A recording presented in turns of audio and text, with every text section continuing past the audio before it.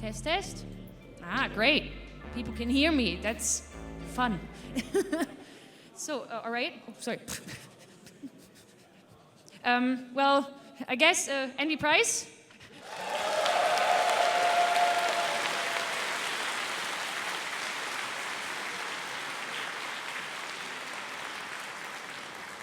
Who just snuck up on me.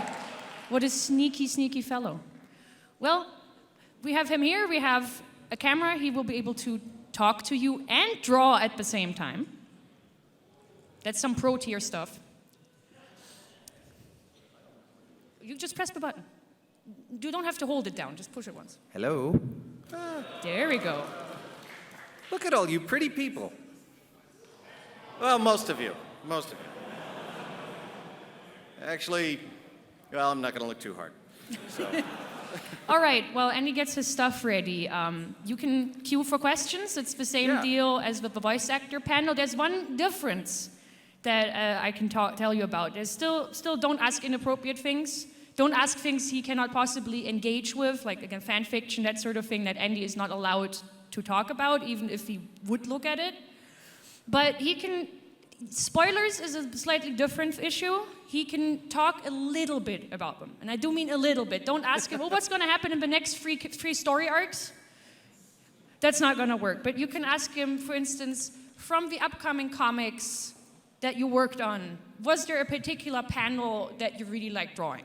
Something of that variety. You can ask about little things. He can give you little hints about upcoming IDW publications, about the horses. So while you queue, I'll just start asking Andy a thing myself, if that's all right. Oh, fine.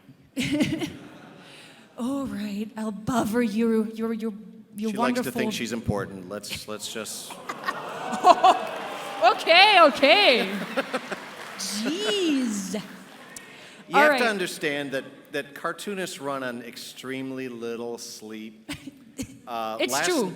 Last night was kind of a treasure trove of sleep. I got about 3 hours. Mm-hmm. So I'm really refreshed now. So we're all very, very snarky people. If you let me, I'll snark back. It's okay. I can handle it. But we're just gonna be kind of loose and free. We don't have too much planned, so we're just gonna have fun, and we're gonna exchange chicken salad recipes and things like that, and just whatever. All right. So. First thing I'll ask you about, since that's something we actually discussed yesterday at the voice actor panel, the voice actors were asked some things about, which things work for you with your characters, like sort of this, where the line is between the actor and the character. For you, it's a bit different since you don't work on the show directly, but you still have to work with the show. Can you tell us a bit more about how the comics and the show correspond and don't correspond? It's interesting. We work on radically different schedules. To give you an idea of how comics work, it's all kind of an assembly line.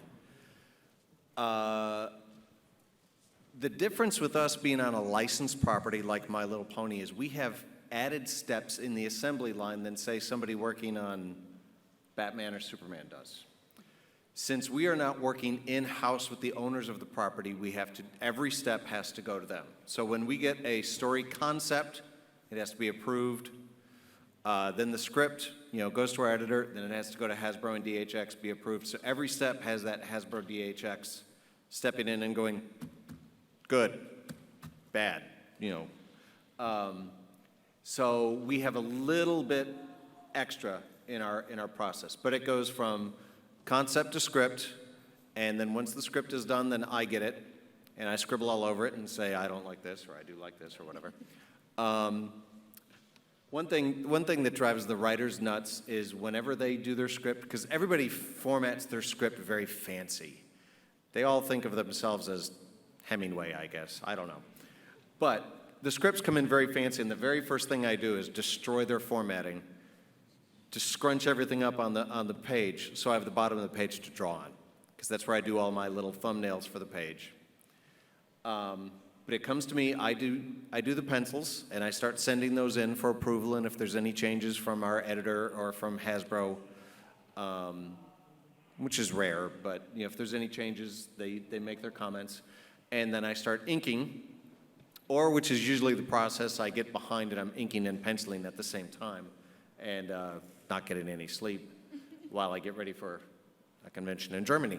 But then once I start sending the finished inks in, I clean them up. I do everything traditionally. I do everything by hand. I don't do anything digitally because I'm old. Once the pages are done, I will put them in Photoshop, clean them up a little bit, turn them into a bitmap, and then send them to our colorist, Heather Breckel. And I don't know how she does it. She blinks her eyes or wiggles her nose or does whatever magic, and all of a sudden the pages are in color. And she is amazingly fast, amazingly fast. She can do 4 to 5 pages in 9-hour day. And she saves our butt on deadline every single time. Wow. But then once that is done, the lettering is being done while I'm sending in the ink pages, because that's a different overlay. They can just overlay that onto the finished colors. And then it all goes overseas for printing. And in the meantime, we are starting on the next script, the next pencils, et cetera. So it's all an assembly line. The show is on a much longer schedule than we are. We work about 2 to 3 months out. They're working about 8 months to a year out at minimum. So sometimes it is hard for us to coordinate what we're going to do. It is easier for us to coordinate with the show what they have planned than for them to coordinate with us for what we have planned. So we sneak in little things here and there, or they might ask us specifically, hey, we have this character coming up in an episode. Can you put them in an issue just to kind of like give a preview to the audience? We can do that. Sometimes we will have a moratorium on a character. Don't use this character because we're using them a lot coming up and we don't want to oversaturate. Like when we first started the comics, we were not allowed to use Discord because they had so many stories planned for him. They were like, it's too much Discord. Hold off on him. So that is kind of our schedule. My schedule is I get up in the morning, I feed my 6 cats, I make my wife coffee, I look at what stupidity Trump has done for the day.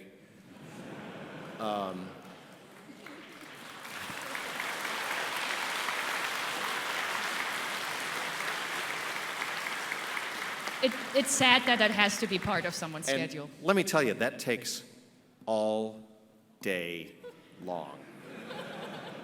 It's gotten to the point I don't finish reading headlines. Trump said, okay, Trump did, okay, I got that. Trump, okay, all right. But anyway, I do that, and then I might put on pants, I might not. I go downstairs to my basement studio where it's cold and dark, and I chain myself up to the table, and I draw for 8 to 9 hours. I go upstairs, I feed the cats again, I go right back downstairs and keep drawing. If it wasn't for the cats, I probably wouldn't leave that seat. Would you say cartoonists are related to cave trolls? Sorry? Would you say that cartoonists are related to cave trolls? We are cave trolls. We're not related. This is where the legend came from. Oh. You know, I mean, look at me. I'm half blind. I don't shave. I'm stooped over. That's a cave troll. I just don't carry a club. My club is smaller. But yeah, I go downstairs and I make it sound terrible, but really the worst day of my job is better than the best day of any other job I've ever had. For one reason, I don't have to put on pants. You know. That's the best part. I can draw my Little Pony comics in my underpants. And I have. So, there you go. But no, that is... Thank you for wearing pants right now.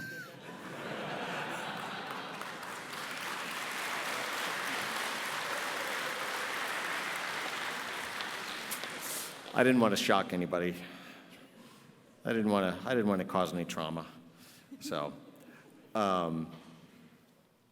But yeah, that is kind of my schedule. That is, I set my own schedule. I work when I want. I have the TV going all the time.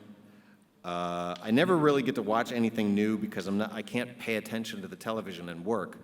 So it's always the same thing over and over and over. And it just kind of soaks in my brain. So I have the most useless television trivia. I'm a fountain of stupid trivia that you'll never need. Batman's birthday is February 19th. There. You'll never need that again. It will stick in your brain just because of the absurdity of it. I know Batman's birthday. That's good for you. All right, do you think you're ready for questions? Yeah, hit me up with questions. First question. Let's get going. Hi. So I wanted to know, because in the show, due to the flash animation, the models for the ponies are all very similar. The only difference really is eye shape and mane and color. But in your comics, you draw out so much character and so much emotion. I wanted to know, how do you make the characters distinct? How do I make characters distinct? Yes. Yeah, since the show has very similar templates to work with due to the computer animation. One of the things she mentioned was, the life that the actors bring to the show. And the show and the comics have a little bit of balancing. We can do anything we want because we are not restricted by budget. There are certain things that the show can't put in because it costs too much to draw or whatever. We don't have that problem. The problem we do have is we don't have Tabitha and Claire and Tara with all their great expression through their acting. So for me, that is where I turn up the volume on the expressions, because I don't have the actresses' voices to express the mood of the situation. So rather than Twilight going, oh my gosh, we have to go pay the bills. I'm drawing more like, oh my God, we have to go pay the bills, because it gets the emotion across, since I don't have the voices. So a lot of times, you'll notice this with a lot of cartoonists, not just me, but watch cartoonists when they're working, if they're drawing a face, and they're making that face. So if I'm drawing Chrysalis, I'm practically drooling. I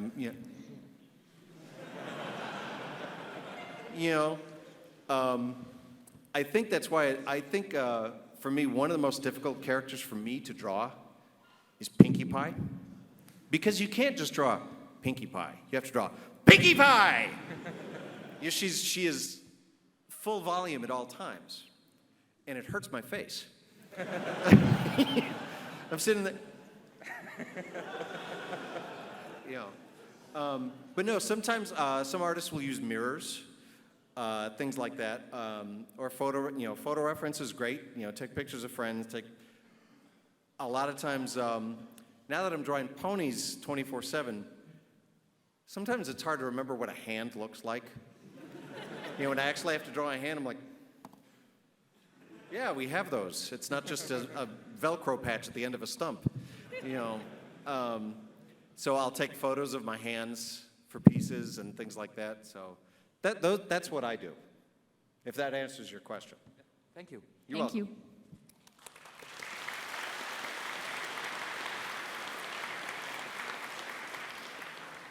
Next question, please.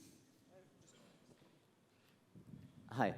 Hi. I wanted to ask something about the style of the comics from the show's perspective and the movie's perspective, because you did the art for the My Little Pony the movie prequel comic, Okay. as far as I know.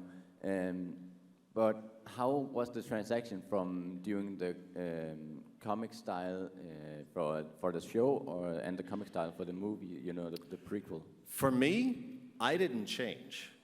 The movie style, a lot of it is more overlays on their art. There were some little characteristic tweaks. Their ears were a little bit more curved, things like that. But if you look at one of the big changes was all the glitter in their eyes. Yeah. And that doesn't translate as well to comic art, that it starts to get a little cluttery. It doesn't work as well. So really, I did not do a lot of changing with my art style to convey one thing or another.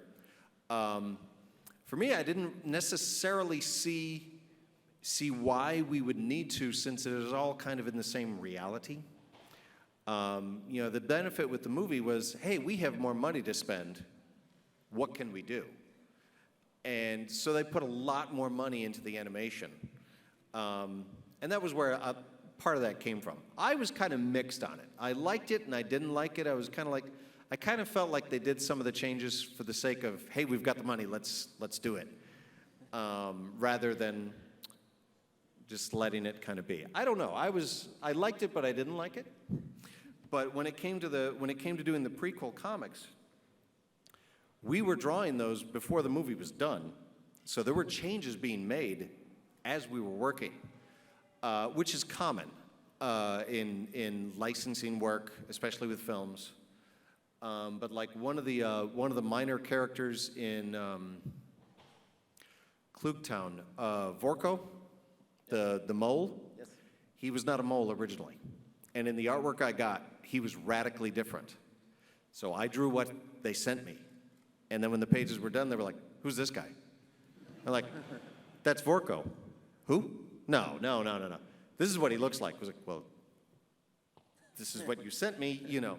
So we get things like that. But I didn't really worry too much about the transition between the show and the movie, because the show still looks like the show, and it's going to. So I didn't see the point in kind of changing my whole approach to the books just for those 4 books. And I'm glad we didn't, especially now that Tempest is going over into the regular books. Capper is going over into the regular books. So it would have been like, well, let's change the way they look, and now let's change the way they look again. You know. Also, I had a ridiculous deadline on the movie prequel. We were coming back from a show in Mexico City when my editor contacted me and he said, hey, we've got this project for the prequel. We'd like you to do it, but we need it in like the same amount of time it would take you to do 2 books instead of 4. And I was like, and you don't tell your editor no. That's like an actor saying, oh, I'm not going to take this role because I don't like to wear yellow shirts. No, you go home and you put on a yellow shirt and you make your money. So with cartoonists, it's the same way. We need you to draw a car. I don't know how to draw a car. I can draw a car. And you go home and you learn how to draw a car. So I told him, yes, I can do it, and I just crammed on it. I did all the pages half size of what I normally do for the sake of speed.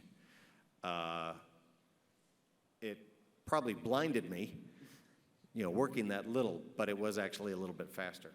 But again, I don't know if that answers your question. I like to ramble, and I've had no coffee. It does. Thank you. So, okay.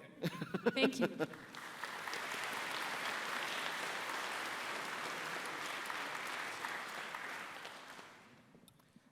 Hello. Hi there. My question is if you feel any emotions or are emotional when you draw like sad scenes or something like that. There's a particular comic that stuck into my head. It is Equestria Girls holiday special, where Sansa was accused for putting out secrets of the other main 6. And I don't know how much you were part of it or how much you drew for that. But my question in general is like if you feel like emotion, if you got sad when you draw those pictures, or if it's you kind of get used to it. Okay. I I hate to say this, I missed half of that. No, do you get like emotionally? Have you had like since you get the scripts to work with? Do you feel like what are stories where you felt and like personally emotionally invested because you felt like, oh dang, that's good, like oh Right. I feel for this. Really, it's one of the questions I get a lot of times is, what was your favorite book to draw? And I always say the one I'm working on at the moment. And it's no kidding, I have to be invested in what I'm working on. You know, if I don't care about it, it shows in the end works. That being said, there are scripts that come along that I feel better than others. You know, part of that is if it's a well-written script, that will help. But, you know, occasionally, sometimes it won't necessarily be the whole script. Sometimes it might be little moments in the script. And I will get really caught up in the drawing of that script, or the drawing of that one scene. Probably the one that I was most emotionally vested in was our reflection story. And for a number of reasons. We really, really liked the story that we were working on. And the whole time we were working on it, we were also fighting with Hasbro over it. And the fight with Hasbro was, part of the problem was that the changes they were asking for were coming too late. The pages were already done and getting ready to go to printer by the time they said, no, this, you can't do this, or you have to do this, or whatever. And that was the biggest struggle we ever had with the story. It was a 4-part story, and we went through that with almost every part of it. But the story itself, I was emotionally invested in. There was a scene, if you're familiar with the story, the short version is, Celestia has been using one of Star Swirl's mirrors for over 1,000 years to go to a mirror world of Equestria where Sombra is good, and they have a relationship. And first off, we did this, the script went through, all right, the concept went through, the script went through, I'm drawing it, and then Hasbro went, you did what now? You know,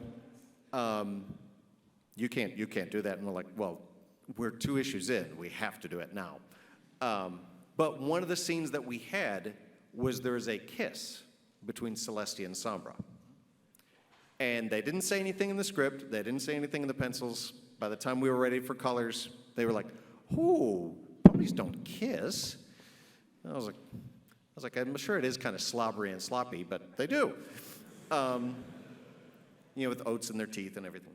But that scene was kind of emotional, and we had to change it to them just kind of nuzzling.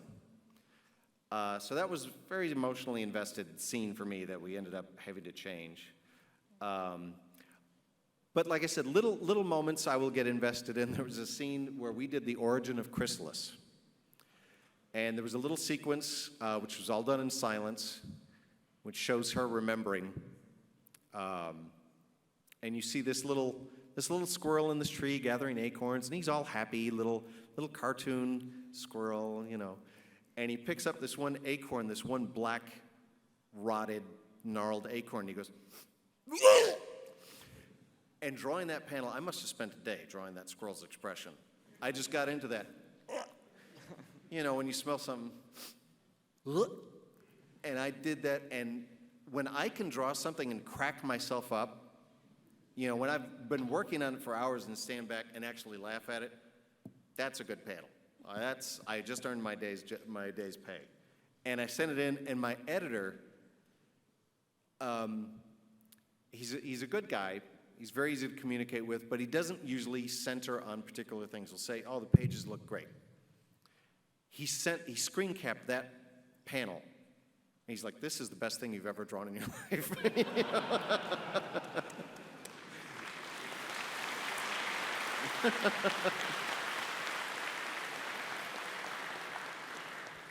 Thank you. Thank you. You're welcome.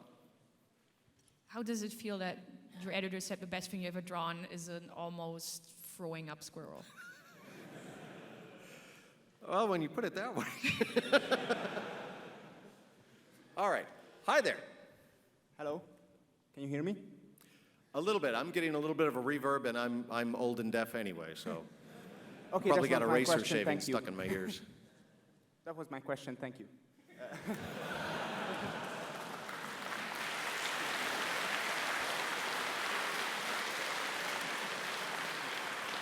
Thank you, ladies and gentlemen. I think we're done here. No. No, actually, so one of the things I like about your art style the most is that it's very distinct from the show, but also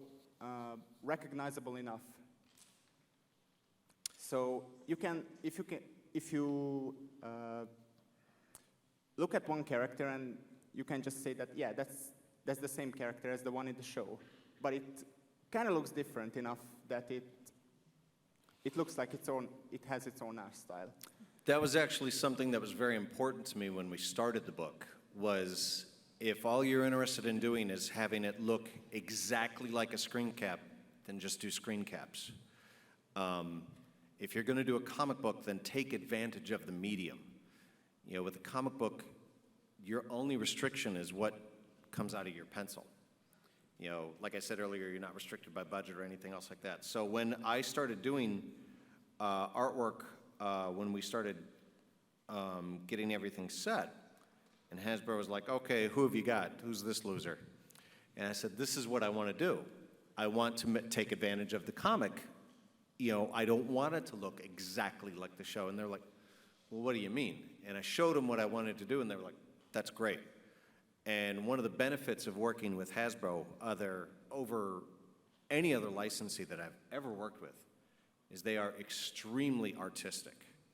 I mean, if you look at the comics, you know, there's my work and there's Tony Fleece's work and there's Brenda Hickey's work. And you can tell, you know, you can tell, like you said, that's Twilight, that's Applejack, whatever, but you can also distinctly tell that's Brenda's work, that's Andy's work, this is Sarah Richards' work. Especially Sarah, who's so different from all the rest of us with her very Art Deco stylistic paintings. And Hasbro was like, we love it. You know, it's been great working with them on the art front. And again, like I said earlier, I like to press the expressions more than they do in the show because we don't have the voice actresses to do the mood setting for us. Okay, so my question related to this was, what's the trick to this? How can I develop my own art style while somewhat sticking closer to the original? Well, all right, this is going to sound funny at first. Trace it. Trace it. This is what I want you to do. If you want your look, if you want your work to look a little bit closer to the show, you know, still your own work, but look a little closer to the show, do this first. Just get a couple of screen grabs from the show and trace them. Now take your tracing and draw from that tracing. And you're going to evolve a little bit. Just change it a little bit. Just force things the way you want it to be. Like, let's say you've got a picture of Fluttershy. Trace that picture, and you'll get a kind of a feel for the way the lines work. Then when you redraw from that tracing, change it a little bit. Turn her head, or lift one leg, or make the tail in a different position. Do it again. And every time you do it, more of you is going to come into that work. And it's going to evolve more and more into your work and less a tracing from a screen grab. So give that a shot. I will, thank you. You're welcome.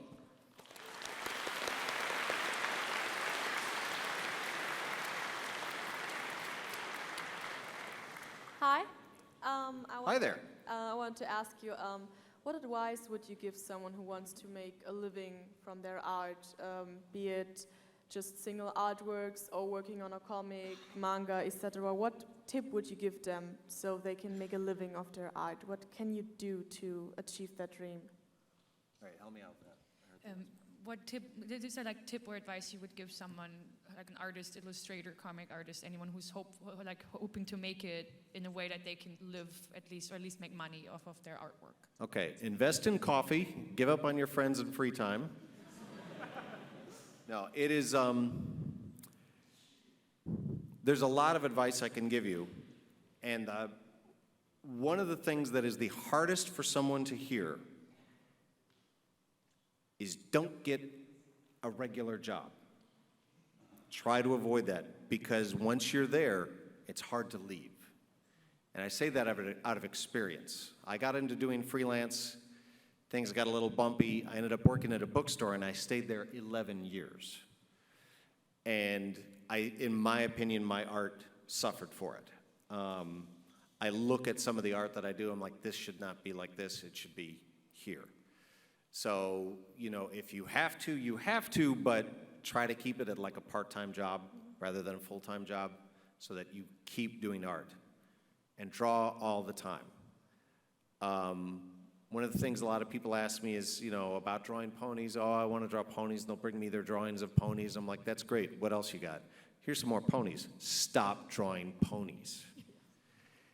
Even if you want to draw ponies, you have to be able to draw other things. Those ponies interact with houses. Those houses are on land. You know, people will bring me a drawing of a pony, and there's nothing else. There's no landscape, there's no shadow, there's no trees, there's no nothing with that pony. It's just the pony, just a cutout. And someday you're going to get a script that calls for all kinds of different things. So you have to be able to draw cars, you have to be able to draw a skyscraper, you have to be able to draw a cactus, you have to be able to draw a typewriter. Because somebody someday is going to give you a script where Fluttershy in her car crashes through the window of a skyscraper,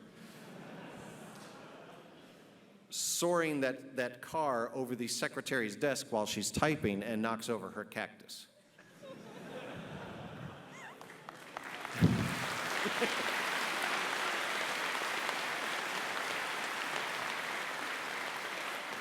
And also, I think Fluttershy would be in like a small car. She'd be very economical. Yeah. But Of course.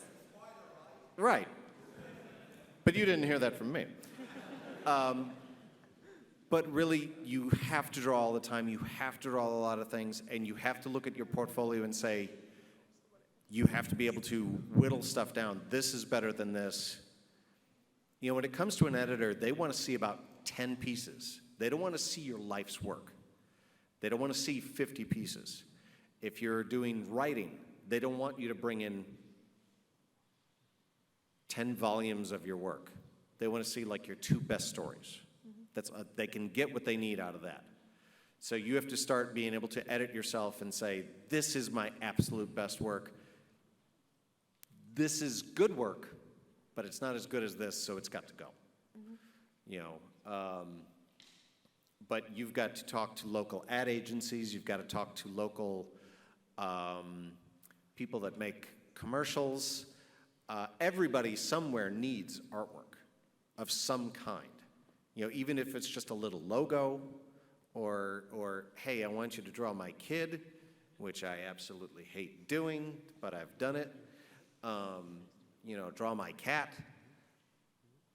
You know, the jobs might sound simple, but first off, it's money, and you're still drawing. So wherever you can go to get a job, do it. And if you don't want to draw that cat's portrait as a living, that's fine, you get that done, and then at night when the cat's portrait is drawn, you draw what you want. You're still drawing, you're getting better, you've done your work, it's out of the way, you've satisfied that client, now it's my time to do this. You know, so just don't stop drawing and tell people that you draw. Show people what you do. And if they say, it's all right, fine. I'm going to go home and I'm going to do it better and I'm going to prove you wrong. Because that's what you have to do.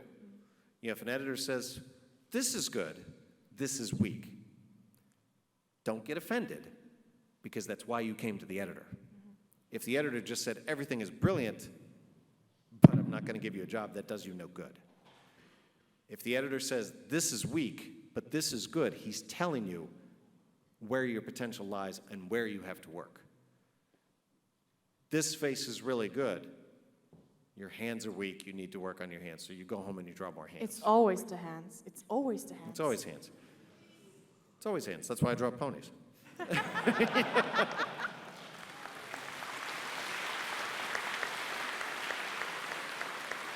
Actually, little known Andy fact, my kryptonite is feet. I hate drawing feet, especially shoes. I don't know why. A barefoot for me is easier to draw than the shoes. I don't know why. I just end pictures at the ankles. I should. Yeah, that's why you put people in dresses that are to the bottom, so you don't see the shoes. But just keep drawing. Just draw everything and tell people that you're drawing and listen to what they have to tell you and take it to heart. You'll know when they're right and when they're wrong. And if you get upset about it, take a moment, think about it. Are they right? Yes, they are. Fine, I'll fix that hand. And then do it. And then show it to them again. Thank you. Thank you.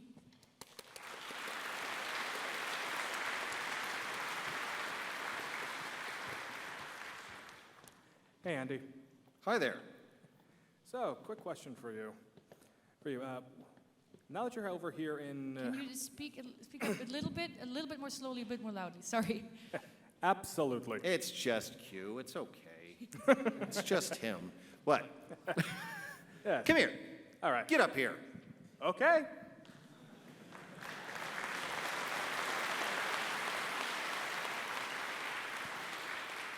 I know this loser. It's all right. Oh, no, You guys can point and make fun of him. It's okay. Please do. Hi. He's a lousy American like one of us. He also reads the Trump news every day. So, anyway, I'm sorry. Yes. Ask me, Q. Hit me. All right. Andy, since you're here in Ludwigsburg, Germany for Galacon, and I'm sure you've come across so many of your comics, that have actually been published here in Germany. How's that experience been like for you? That is, that kind of wrinkles your brain. To go somewhere that you've never been in your life, that, how many of you guys have not been outside of Europe? Okay. So, the concept of the United States is like a fairy tale, non-existent thing. People tell you it's there, but you don't know. I don't know if that's real. I don't, look who they made president. That can't be real. Anyway, but for me, to come to a faraway land that I've heard of all my life and to meet the people and then to see that they're holding something that I made while sitting in my basement with no pants on, to see it translated, that is incredibly humbling. To hold your work, published for people you've never met, and they come up to you and they say, "Hey, this is great. Would you sign this?" And you're like, "Really?" And I've been doing this for 6 years, and every time I see these, it is still humbling. It is still amazing that people like what I do, and it's just incredible. I had people come up to me with German volumes, Italian volumes, Polish volumes, and there was one other one I couldn't recognize. But it's just incredible. It is amazing. So. Thank you. Now, get away from me. Skedaddle, as they say. All right, next question, please. So, in most of your issues of the My Little Pony comics, you add a lot of references and allusions to stuff such as Manu P.I. in Blues Brothers and Fringe. My question is, who has the final word to say you put a Manu P.I. reference and says, okay, you can put that in a comic? The artist, the story writer, or the editor? Okay. So what you're asking is about all the references and the little goodies that I hide in there. Yeah. Where do they come from, and who has say what stays in and what does not? Exactly. Yes. Okay. So I get asked about those a lot, and that is something I've always done, not just in my pony work, but in previous work that I've done, is to hide little references and little Easter eggs here and there. Like in the first issue, I had the Blues Brothers. You see a big town square scene of Ponyville, and the Blues Brothers are there, and Magnum P.I. is there, and all these kind of things. That's all me. It's not really in the scripts. It's what I do to entertain myself. And if you guys catch it, that's great, but I'm doing it to make myself giggle in between feeding the cats. But I do, every once in a while, a reference will come through where somebody will go, "What is that?" My editor might ask, "What are you doing here?" And I'll tell him, he's like, "All right." I don't think I've ever had any of those censored out or asked to change. because most of them are just kind of little gimmicks and things like that. One of the things that people ask is, how do you get away with that as far as copyrights go? Because, you know, the ponies are different from Star Trek, are different from Star Wars, whatever. For a little one-off shot like that, nobody really cares, but it also falls under parody law. It's how things like Mad Magazine can do characters of people, and how Time Magazine can do characters of politicians and things like that.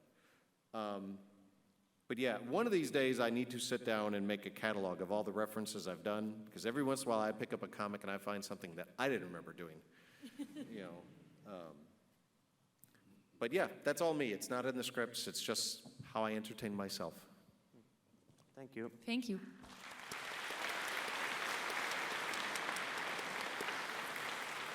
May I ask just quickly as a follow-up, can you just name quickly one of your personal favorites that you've added in there? Well, the biggest one is there is a TV show that nobody watched called Fringe that my wife... There's people in the audience who've seen Excellent. You are like 3 of the 20 people, and the rest of them were the cast of the show. My wife and I absolutely loved that show. And there is a character in the show called the Observer. He's in every single episode of the show, whether you see him or not. He might be like in a crowd scene like this up in the rafters or something, but he was always there. And since issue 1, I have put an Observer pony in every issue of the comics. And just recently, I mean 6 years later, somebody at Hasbro goes, "What is that?" I was like, "Where you been?" Because the Observers are bald, they have no hair. Here's this bald pony with no tail. And they're like, "There's a bald guy in a suit with no tail. What is that?" I was like, "That's the Observer. Put a tail on him." "No." "Okay." And that was about the end of it.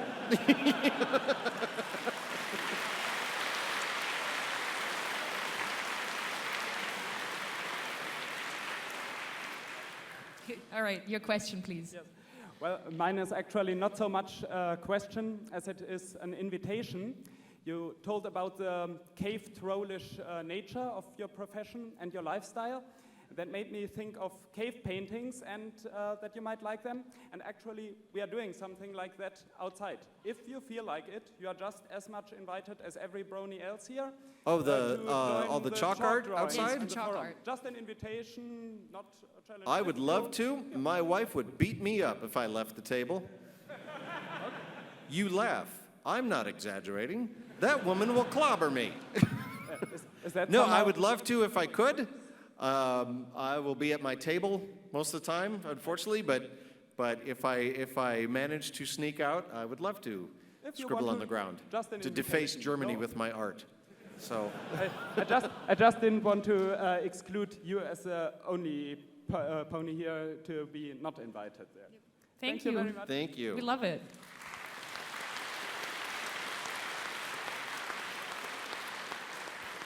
And you've seen that chalk art. It is very, very beautiful. So thanks to everyone who's contributed All right. to that. It How is much great. time have we got left? 'Cause I'm gonna have to get to the table. Let me see. Oh, you have to get to the table. I've got people Do you waiting. think we can quickly hem out the people who are still there? Is that doable? Yeah. Okay. All right. Let's make this zappy, Okay, snippy. gotta be quick. Okay, so hi, I work as an animator. How do I, as an animator, get your job specifically? Like Next. How do I move from animation to comics? Usher, this man is bothering me. All right. You're not the first that has asked, how do I get your job, as in your job? You can't, and I'm not going to help you. However, I hear a lot of people, you know, I do this in aspect of artwork, but I would like to work in the comics. What do I need to do? You have to concentrate on storytelling. So with animation, you know storyboarding. That's comics. You know, storyboarding and comics are almost identical. You have to be able to tell the action without the words, without the dialogue. If you can look at a page and roughly get the feel of this is what's going on, you've done your job. as an illustrator. People say to me all the time, you're an artist, and I'm going to tell them what Norman Rockwell always told people. I am not an artist, I'm an illustrator. And the difference is, to a lot of people in the art community, an artist does landscapes and little bowls of fruit and things like that. And an illustrator has to convey a story and a mood in a piece. You have to look at a piece and know what is going on. So that is what you have to concentrate on, is your storytelling. As far as breaking into the industry, you have to talk to editors, you have to go to conventions, you have to put their art in front of them so that they can connect your face with the art. The unfortunate truth is nowadays sending stuff in through the mail or email or anything like that, a lot of stuff does not get looked at. It's unfortunate, but it is true. So the more you can get in a person's face, the better. No kidding. Also, the aspect of getting to know people around conventions, you know the artist circuit. And quite frankly, that's how I started doing the work on ponies. Boy, that sucks. I had just started watching the show. What the hell is that? I had just started watching the show, and I was at a convention, and somebody actually asked, can you draw ponies? I was like, hey, I just started watching that. I know what that is. Sure. And my friend Katie Cook happened to come over to the table while I was working on this thing. She's like, what are you drawing? She's like, I'm drawing the ponies. And she stood there for a second, kind of dumbfounded, and she went, you want to draw the comic book? I was like, what are you talking about? She said, I just got asked to write the comic book. You want to draw it? And I was like, yeah, I want to draw it. And that's really how it happened. I mean, we had to go through the editorial process and everything else like that, but Katie got on Twitter one day after watching the show, and she said, I think this is a cute show, and I think there should be a comic book, and IDW tweeted her back and said, we agree, how'd you like to write it? And she, yes, I would like to write it. She comes up to me, oh, you're drawing a pony. You want to draw ponies professionally? Yes. And I found out not too long ago that that's how our editor got the position. They were in a staff meeting at Hasbro, at IDW, which holds a lot of the Hasbro licenses, and they said, they're all at a table, their coffee and everything in the morning. And they say, oh, we just acquired the My Little Pony license. And the editor went, oh, that sounds like it could be fun. Congratulations, it's yours.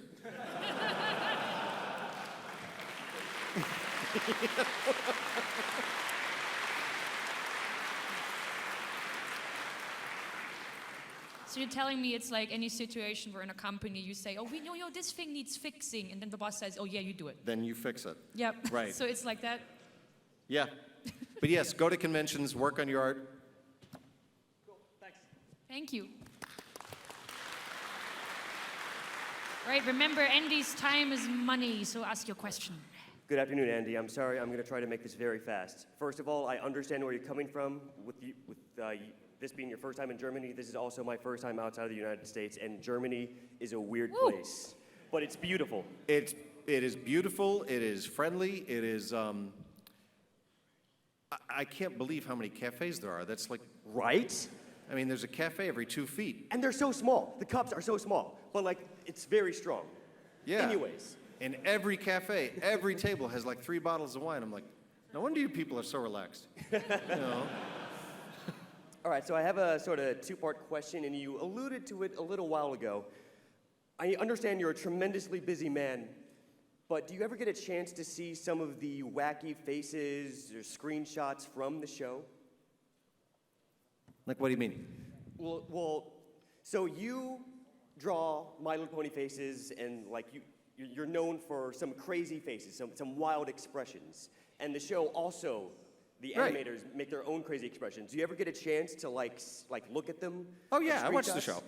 So my follow-up question to that is, do you feel it as a sort of challenge to like make even wilder faces than the animators can come up with? A game of one-upsmanship. I would actually be interested in doing that with some of the artists from the show. That actually would be a lot of fun.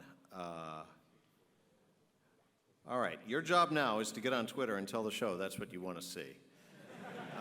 I would love to see that happen. Yeah, I Tell don't get them. to see a lot of the show staff very often. I know pretty much everybody that's worked on the show, but we have such radically different schedules, we don't get to see each other much.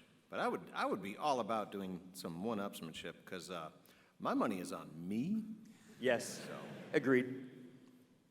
So one more thing, I just wanted to say that I love that you're also a fan of Fringe, and I love looking for the Observer in every issue that you work on. Oh, thank you. Yay. Thank you very much.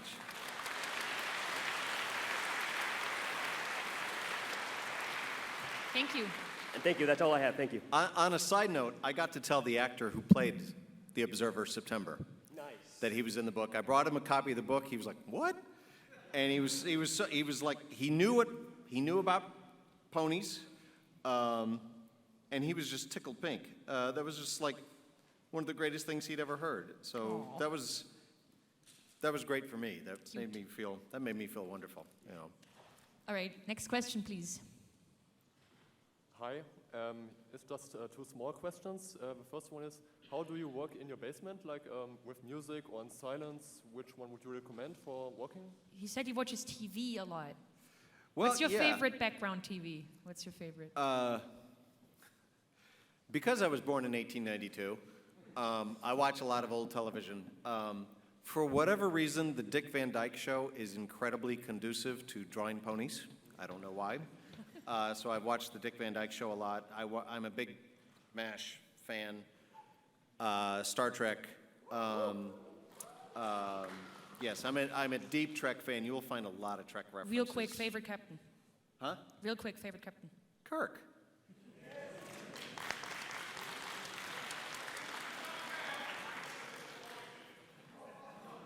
What? What? No, I want somebody that gets off the ship. I want somebody that gets rough and tumble. I want somebody that's not sipping their tea all the time. I love Picard, but My favorite is Cisco. So. now that's my close second. Good. For me, it goes original series, Deep Space Nine. Original series, Deep Space Nine. Next Generation, animated series, Voyager, Spacebar, Enterprise.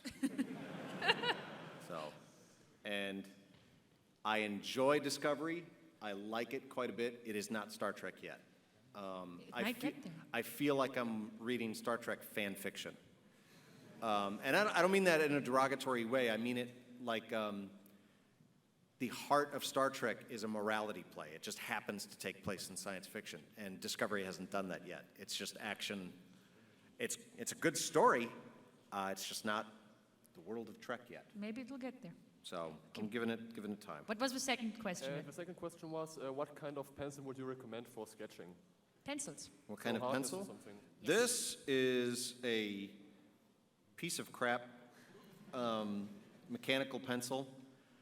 I used to have a mechanical pencil that was made for me. I was best man in a wedding, and it was my gift. Somebody made me a pencil, and I used that pencil for 15 years until it was stolen at New York Comic Con. Yeah. So now I refuse to get invested. I cannot fall in love again. I just buy a pencil off the rack. But this is it is a 0.5 HB lead. I like a soft lead that doesn't dig into the paper because I erase a lot. So I want something soft. I am actually thinking of going to a smaller pencil. I watched a colleague using a 0.3. It was like a little razor blade, and I just want to experiment with it. But that's what I use. All right, thanks. Thank you. Right. Quick. What's your question, please? Hi. So you're an artist, but sorry, can you hear me? Can you come a bit closer to the microphone? Can you hear me? Is that better? Yeah, I get a little bit of reverb, but Okay. that's what she's here for too.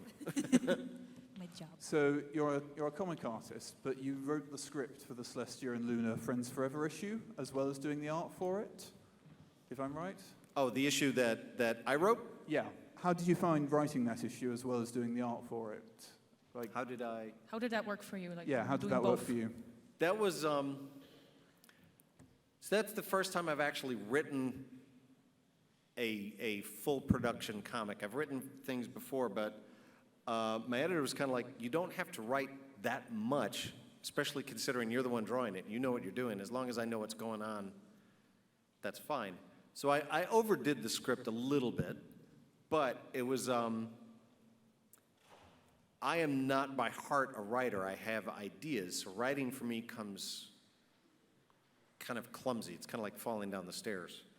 But I did enjoy it. And it was a voice to the characters that I really like the princesses, but I think part of the complaint of a lot of people with the princesses on the show is that they don't get to do a lot. And when you step back and you think of it from a writer's point of view, what they have presented to us about Celestia and Luna, they are Superman. And Superman is the hardest character in comic books to write for.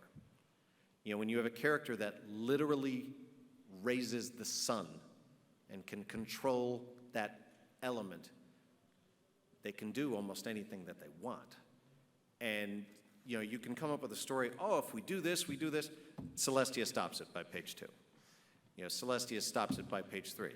It's very hard to work with them. So a lot of times they just get them out of the way. The princesses are in a trap, which they shouldn't have gotten into in the first place, but now I don't have to write for them.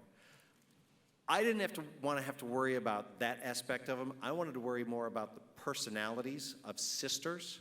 I have 3. You cannot tell me, any of you that have a sibling in here, cannot tell me you guys got along at all times. And that was what I wanted to play with. You know, the only thing we really know, oh, they got along once and she sent her to the moon. Well, now she's not going to send her to the moon anymore, so what is an argument like between these two? And I just wanted them to go at each other, you know, get stressed, get aggravated. And it was so much fun to do, to play with that aspect of the characters, and while they're having to hide it from others, to present, oh, we're, you know, hello, I'm Celestia, and I'm Luna, and then they bite each other's throats out when no one's looking. It was just so much fun to have that playground to play in.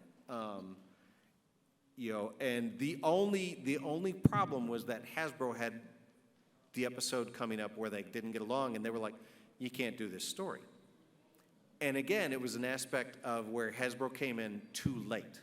We were in production. The book was drawn when they said, you can't do this. So there were actually chunks of the book that I had to take out and redraw. There was one scene where Celestia and Luna get in a fight in the castle,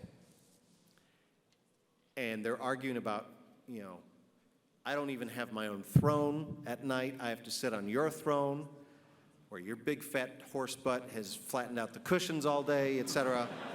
You know. And so Luna gets mad at the fact that she doesn't have her own throne. And she storms out of the room, and there's a moment of introspect with Celestia where she's like, oh, that brat, whatever. And she's like, it's just stress. We'll get over this tomorrow. And she hears, Zruba, Zruba, Zruba. And she comes in the other room, and Luna is sawing the throne in half. She has one of those giant cartoon lumberjack saws, and Tiberius is hanging off the other end uselessly. Well, she's like, if I can't have a throne, I'm going to make my own. And they both blow up, and Celestia grabs a bucket of white paint, and they divide the castle in half. And you're on this half, and you're on this half, and Celestia notes, you know, I noticed how you made sure to make, you know, that the bathroom was on your half. And there was a scene where they have to leave the castle. They're getting ready to go to the Sisterhood Social for the very first time. And they're late. Oh, we're going to leave the castle, and the door is on Luna's side. So Celestia has to crawl out the window. All of that sequence had to go. All of that had to go. I had to redraw that whole thing. I hope we get but that book was a lot of fun to do. I want to do I want to do more writing. I have a Rarity story in mind. I've had a Cutie Mark Crusader story forever in mind. It's just a matter of sitting down and putting it on paper. So, Thank you. All right. We have 5 more minutes. So all right. The main problem is you said you wanted things to be quicker, and then Yes, and I'm talking. So you graded it, but it goes against your own she's telling goal. me to shut up, y'all. It goes against your own stated goals. Yes. So ask your questions quickly. You try to answer them a bit more quickly. Okay. We try. Okay, go ahead. Well, my question is there a character that you enjoy drawing the most, like a favorite character to draw? My favorite characters to draw the most are the princesses, Celestia and Luna. That was part of the reason why I wanted to do that issue. Originally, I hated drawing the princesses because they have a completely different head shape, body shape, face shape, eye shape than the rest of the main 6, where the main 6 and all of Ponyville are cookie cutters. You just slap a different eye or a different hair on them. You might put a wing or whatever, but otherwise it's the same thing. And Celestia and Luna are very unique. And at first it kind of stopped my production assembly. I had to slow down and draw Princess. And now I think because I had to take time to work on them, they became my favorites. So I love drawing Celestia and Luna. Thank you.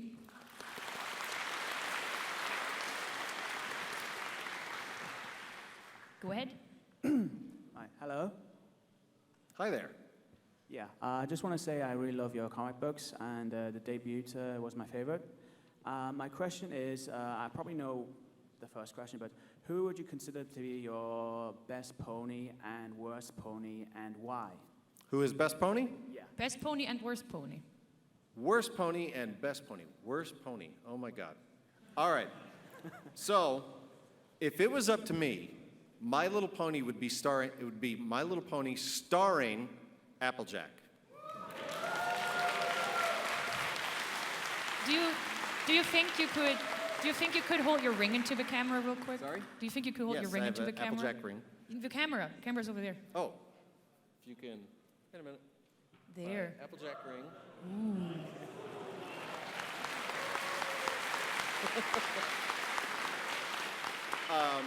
But it would be starring Applejack with Luna, Chrysalis, guest appearances by Rarity, and et al.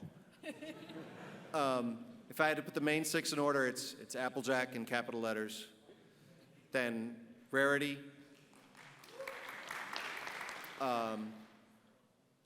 Fluttershy, Twilight, Pinkie Pie, Shuffle Some Papers.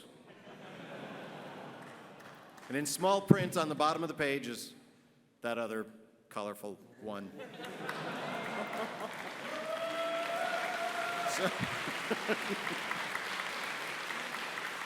So best and worst pony both are Ashley Ball.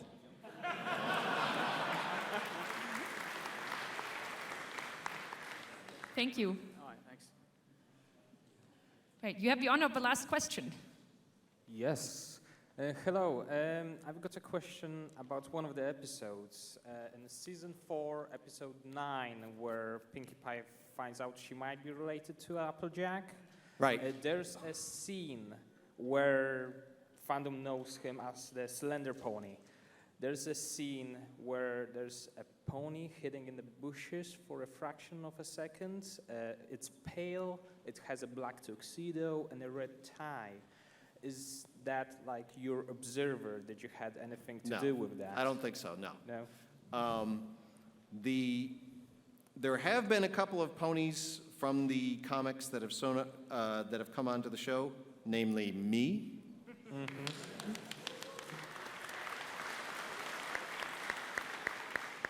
Because it's all about me. But no, I think that was just kind of a matter of happenstance. I would love to see the Observer show up on the show, but let's get our priorities straight. Tiberius first. So.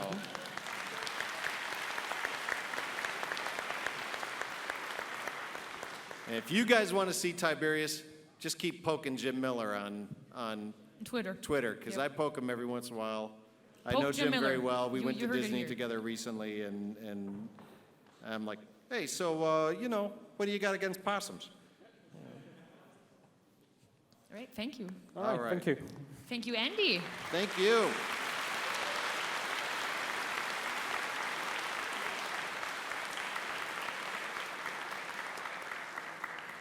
All right. Everybody come to my table and bring your money. A big applause for Andy Price.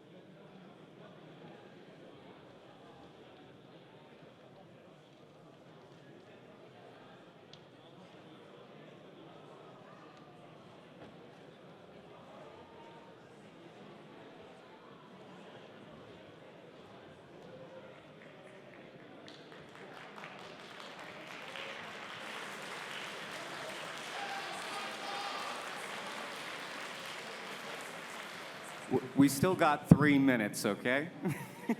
Good practice, though. That was great. I really enjoyed that. Also, just saying, this panel is not sponsored by Fanta.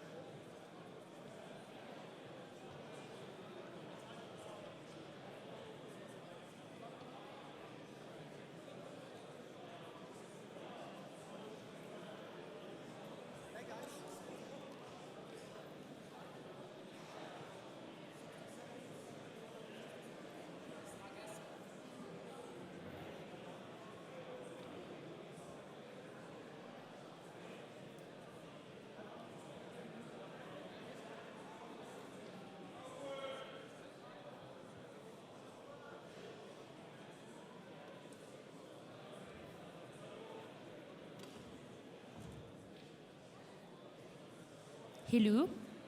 Hello? Hello? You started that. You started it. You didn't mean to, but you started it.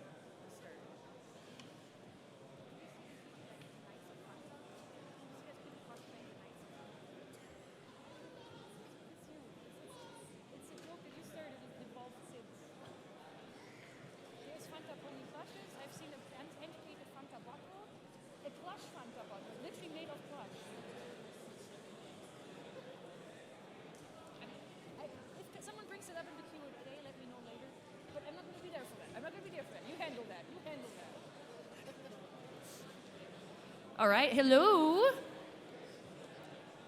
We are trying to be nice and timely, so please get seated, everybody.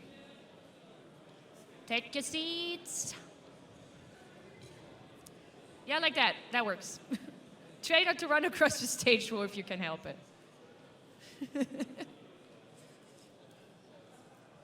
Take your seats, people.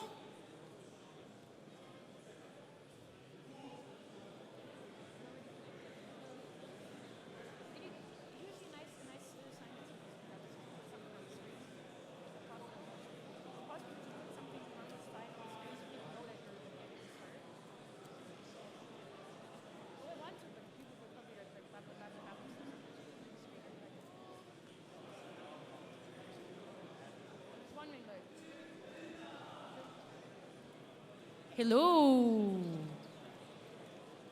Hello, everybody.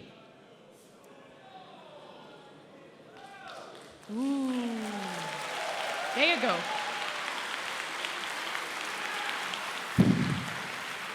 See, how come they listen to you and not to me? How come they listen to you and not to me? Sorry, what? Should I be sad that they listen to you and not to me? Yeah. I have the biggest hat. I should be in charge. Mine is cooler. All right, hello everyone. Welcome back. Hello, hello. Thank you guys so much for being here. It means really a lot. I mean, I was going to introduce you. What? I was going to introduce you first. Okay, go ahead. Sorry. Okay, he didn't say anything. Okay, let's forget that. Okay. No, all right. No worries. But I'm going to leave the floor to these two very soon because they have so much great stuff to show to you, so much interesting stuff to talk about. So without further ado, please welcome people who've been with Galacon for several years. Then we didn't see them for several years, and they've come back from their caves, as we've been told. Artists live in, apparently. They've come back from their caves with fantastic new stuff, so a big, big welcome back applause for John Animations and Shady Vox.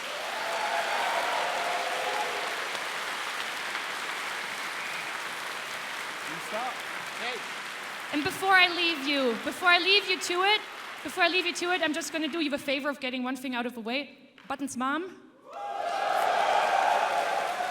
There you go, I did it. Have fun. Thank you, Barry. All right, hello guys. Again, thank you so much for being here. It really means a lot. We've been out of the loop for like 4 years now, and I'm sure that most of you know, I really hope so actually, that most of you know that we actually have been hit by a cease and desist back into 2014, and that means we cannot do pony stuff anymore legally. That's why we stopped, but not all hope is lost, because since then we actually been working on more videos, more original things, let's say, and that is what we are going to show today. However, we also have a little surprise for you, because not only we are going to show a preview of our own original show, but also a video about button mesh. So,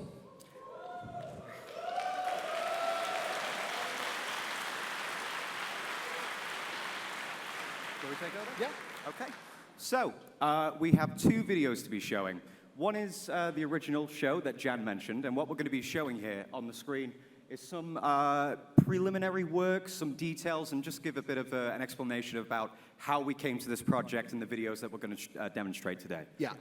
For those of you who actually are not familiar with us, we started back in English. Right. We started back in 2012 with this video called The Picture Perfect Pony.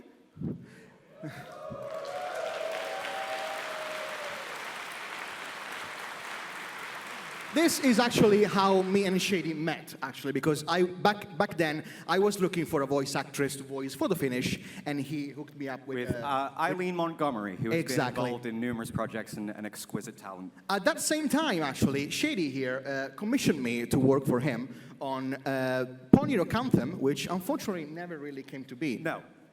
But, however...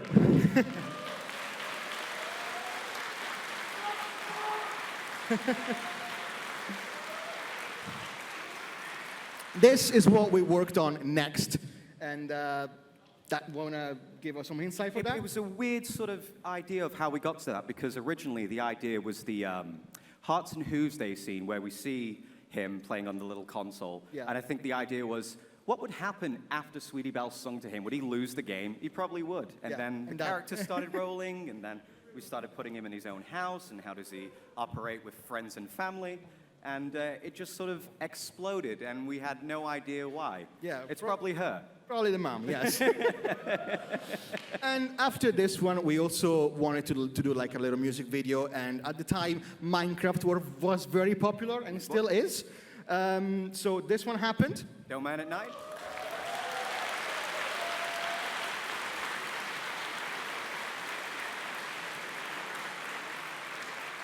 And shortly after Don't Man at Night, we were back full in production with this, but unfortunately it never came to be, because around that time Hasbro said nope.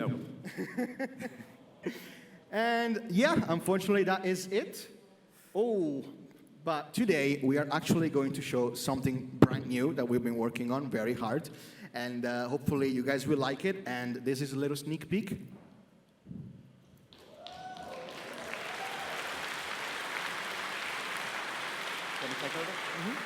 Be sure to stick by to the end of the panel, because that's actually going to be shown at the end. We're going to be showing this video second, the other video we're going to be showing first.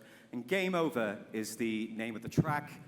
Original song I've written, I've sung everything, and Jan has done gorgeous, simply gorgeous visuals to it. I honestly think it's your best work. Thank you. And we wanted to give him a proper send-off. Yeah. But It started here. We think it's best that it ends here. It finishes here. So everybody, thank you so much for being a part of this, because this is basically a family for us. So thank you so much.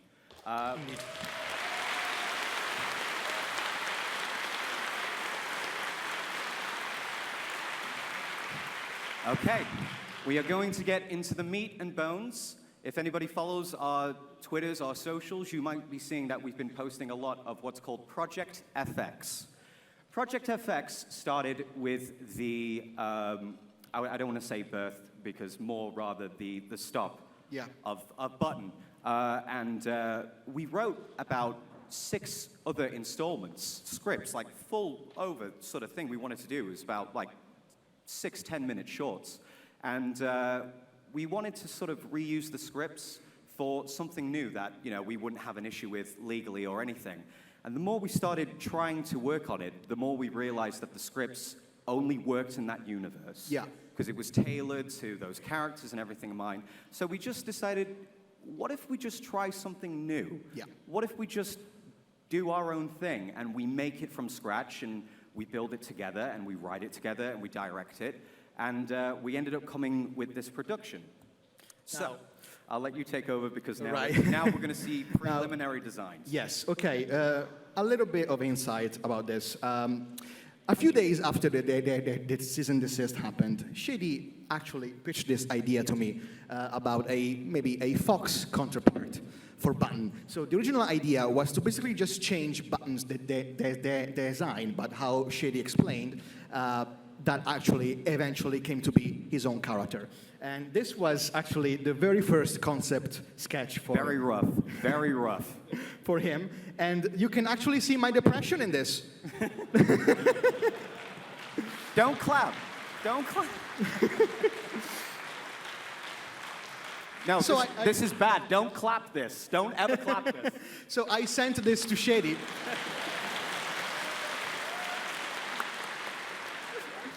And I sent this to Blake, and he said, that looks cute, can you color it? And I did, so I did some preliminary color design for this sketch, and this came to be very, very ugly, if you ask me. He looks like he was in a bar fight and lost. Now, a few days after that, I actually started maybe taking it a little bit more seriously, so like, maybe this has potential, so I started maybe cleaning up the design a little bit, and this came to be. However, this is still not final. As you can see, it's basically the exact same sketch, just cleaned up a little bit. And we also looked at this and we said, what if we try something a little bit more similar to MLP style, so like colored outlines, and this was another test. However, we didn't like it. We just wanted to try something completely original and good looking. And again, so I went back to the drawing table and I redesigned this, and this came to be as another evolution of the character. Still not final, but it starts to come closer to the final design, which is actually something closer to this. And after this, we actually cleaned it up, we colored it, and that's him. So this is...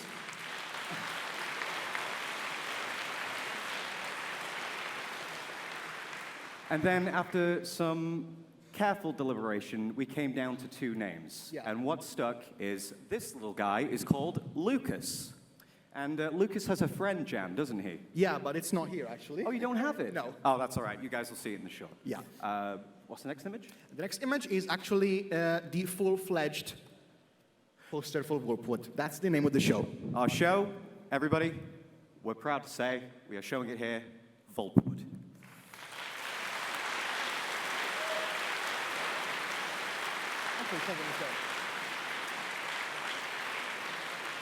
And actually, as I was mentioning before, that's the little turtle friend, that's his friend, that's Sheldon.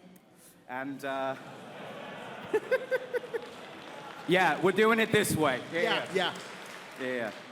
And yeah, so do you have the design sheets as well? Yes. So when we started building Lucas, we also wanted to build more characters. And we wanted to sort of have the first short be at home. Well, who's going to be at home? Well, has he got family? Yeah, he might do. Does he have a sibling? Sure. So the first thing we wanted to do is that we wanted Lucas to have somebody to play off with. Mm-hmm. So we gave him a friend, Sheldon, and in this short, it's just summer. Ironically, it is summer, so we've timed this nicely. Yeah. They've just got off school, summer's just started, and bit of detail, Lucas has just got a supercomputer, and he's nuts about it, and the first thing he wants to do is just get home and go on the internet for 12 hours. So, next sheet. Next sheet is actually some expression charts. So it gets a bit crazy in this short, you'll see this, and we needed a range of expressions, moods, different emotions, and then it goes into being colored and being rendered. So how long would you say that we've been actually in production of this for? Well, as the charts say here, these productions have started 2017, so we're actually, I think August of last year, yes? So it was 2017 we started actually putting pen to paper, but Yeah. the idea has been floating around since... Since the season desist? So, Really? So for 4 years, essentially. 4 years in development. 4 years. And we still have a lot to do, but we're getting there. Who's next? That's the sister. That is the design for the sister. So Lucas has an older sister. This is Zoe. And Zoe's a gamer girl and doesn't really enjoy being disturbed when she's in the middle of a session. A little bit arrogant, you'll see the dynamic between the two. But then also, Lucas needed a mom. So we gave him a mom. We did. This is Mom.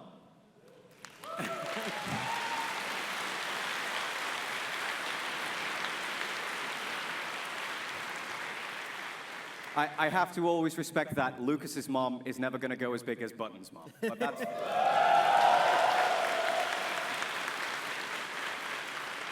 Thank you. Case in point. We'll see. And that is the actual reference chart for size and comparison for the characters. Yeah, so we got an idea of how they're going to be in the space, the size and everything. It's all been calculated. Yeah. It's a tedious process, is. especially for you, because I can't even draw a straight line. But yeah, I think we got something quite special here. Yes, indeed. And what's up next? Is it just a... That's the preview. Right, okay. So, what we're going to do, we're going to be playing the Animatic. It's a selection of storyboards, some preliminary animation, no lip sync at the moment. No. But also, for the benefit of everybody here, we have hard-coded English and German subtitles. Yes. So, if anybody is a bit hard of hearing or the speaker system or whatever, hopefully everybody can see it on the screen for what it is. And a thank you to... oh gosh, who did the subtitles? I completely. Oh, sorry. that would be my friend Derpy Rocks. He's Derpy Rocks here. Thank you so much for your time for this.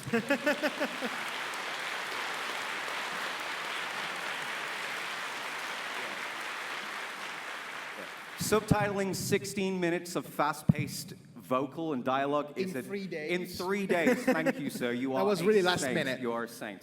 Yeah. So, what we're going to be doing is we've actually got 2 seats at the front because we want to watch this on the big screen. This is a big deal.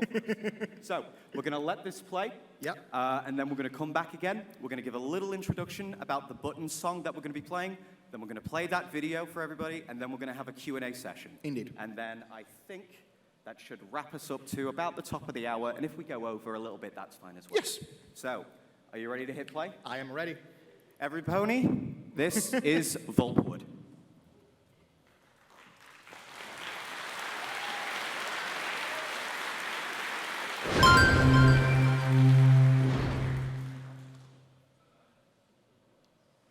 Okay, watch the step. Okay. All right, slow down. No, don't pull. Okay, okay. No, you're still pulling. Okay. It's stuck. Hang on. Just need a little. Hang on. There we go, we're in. All right, we are now just minutes away from the digital experience of a lifetime. How are you even able to afford all this? I just told my mom I'd give up my allowance for the next 5 years. And birthdays. And Christmas. But in the end, we're both happy and that's all that matters. I think we dropped something. All that matters. This is gonna be the best summer ever! Yo, loudmouth! Mom said you gotta do your laundry. Mom is also not here right now, so Sorry about him, he's excited. Hi, Zoe. Hey, dude. Well, when she comes home and grounds you, I'm gonna be in my room laughing. She's not gonna do anything because I'm taking care of it later. I'm not taking care of it later. No, I didn't think so. This is it, Sheldon. This is what's gonna destroy my social life. And I'm not gonna feel bad about it. What will you even use this for? The real question is, what am I not gonna use this for? That's not what I asked. Everything will soon make sense, my friend. Now come. We must build her. Okay. Ah, that first time scent. Here, take a whiff. I'm not gonna... Oh, wow. It's good, right? It smells like death. But not our death. And that's the best kind of death. Look at her. Isn't she beautiful?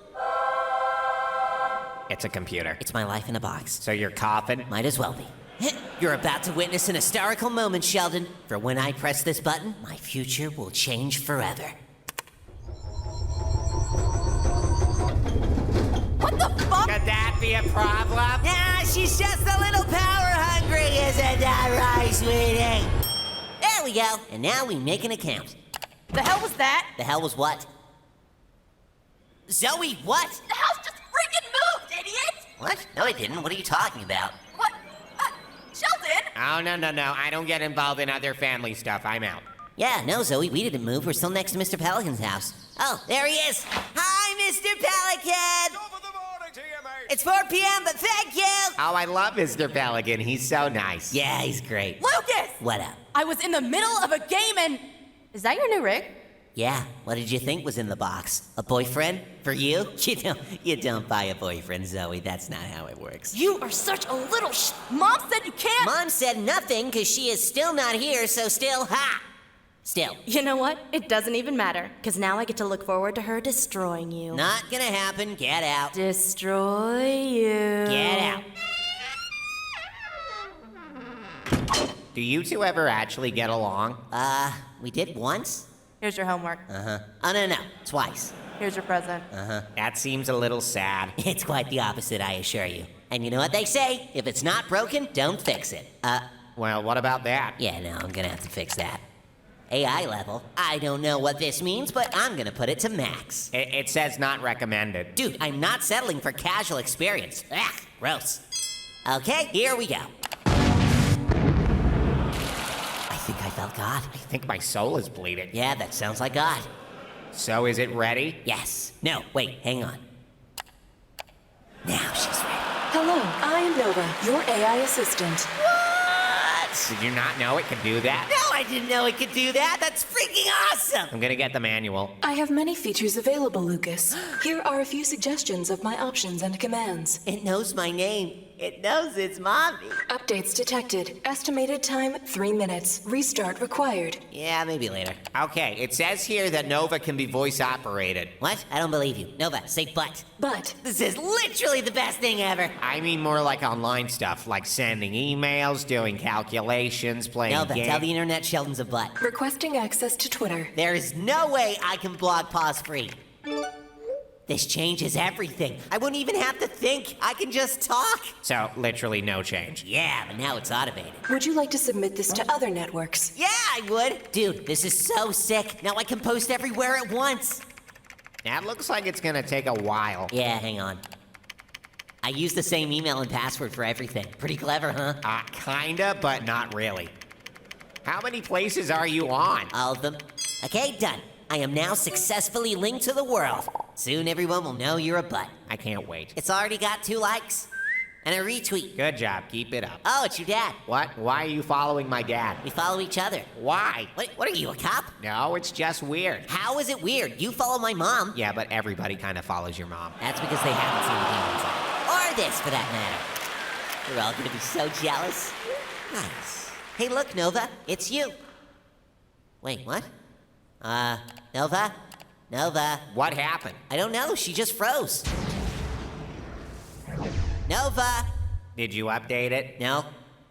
Well, then maybe you should update it. No, I just need to click harder. Nova! Hello, Lucas. See? It works. She's back. Yo, you okay? Lucas, what does it mean to be? What?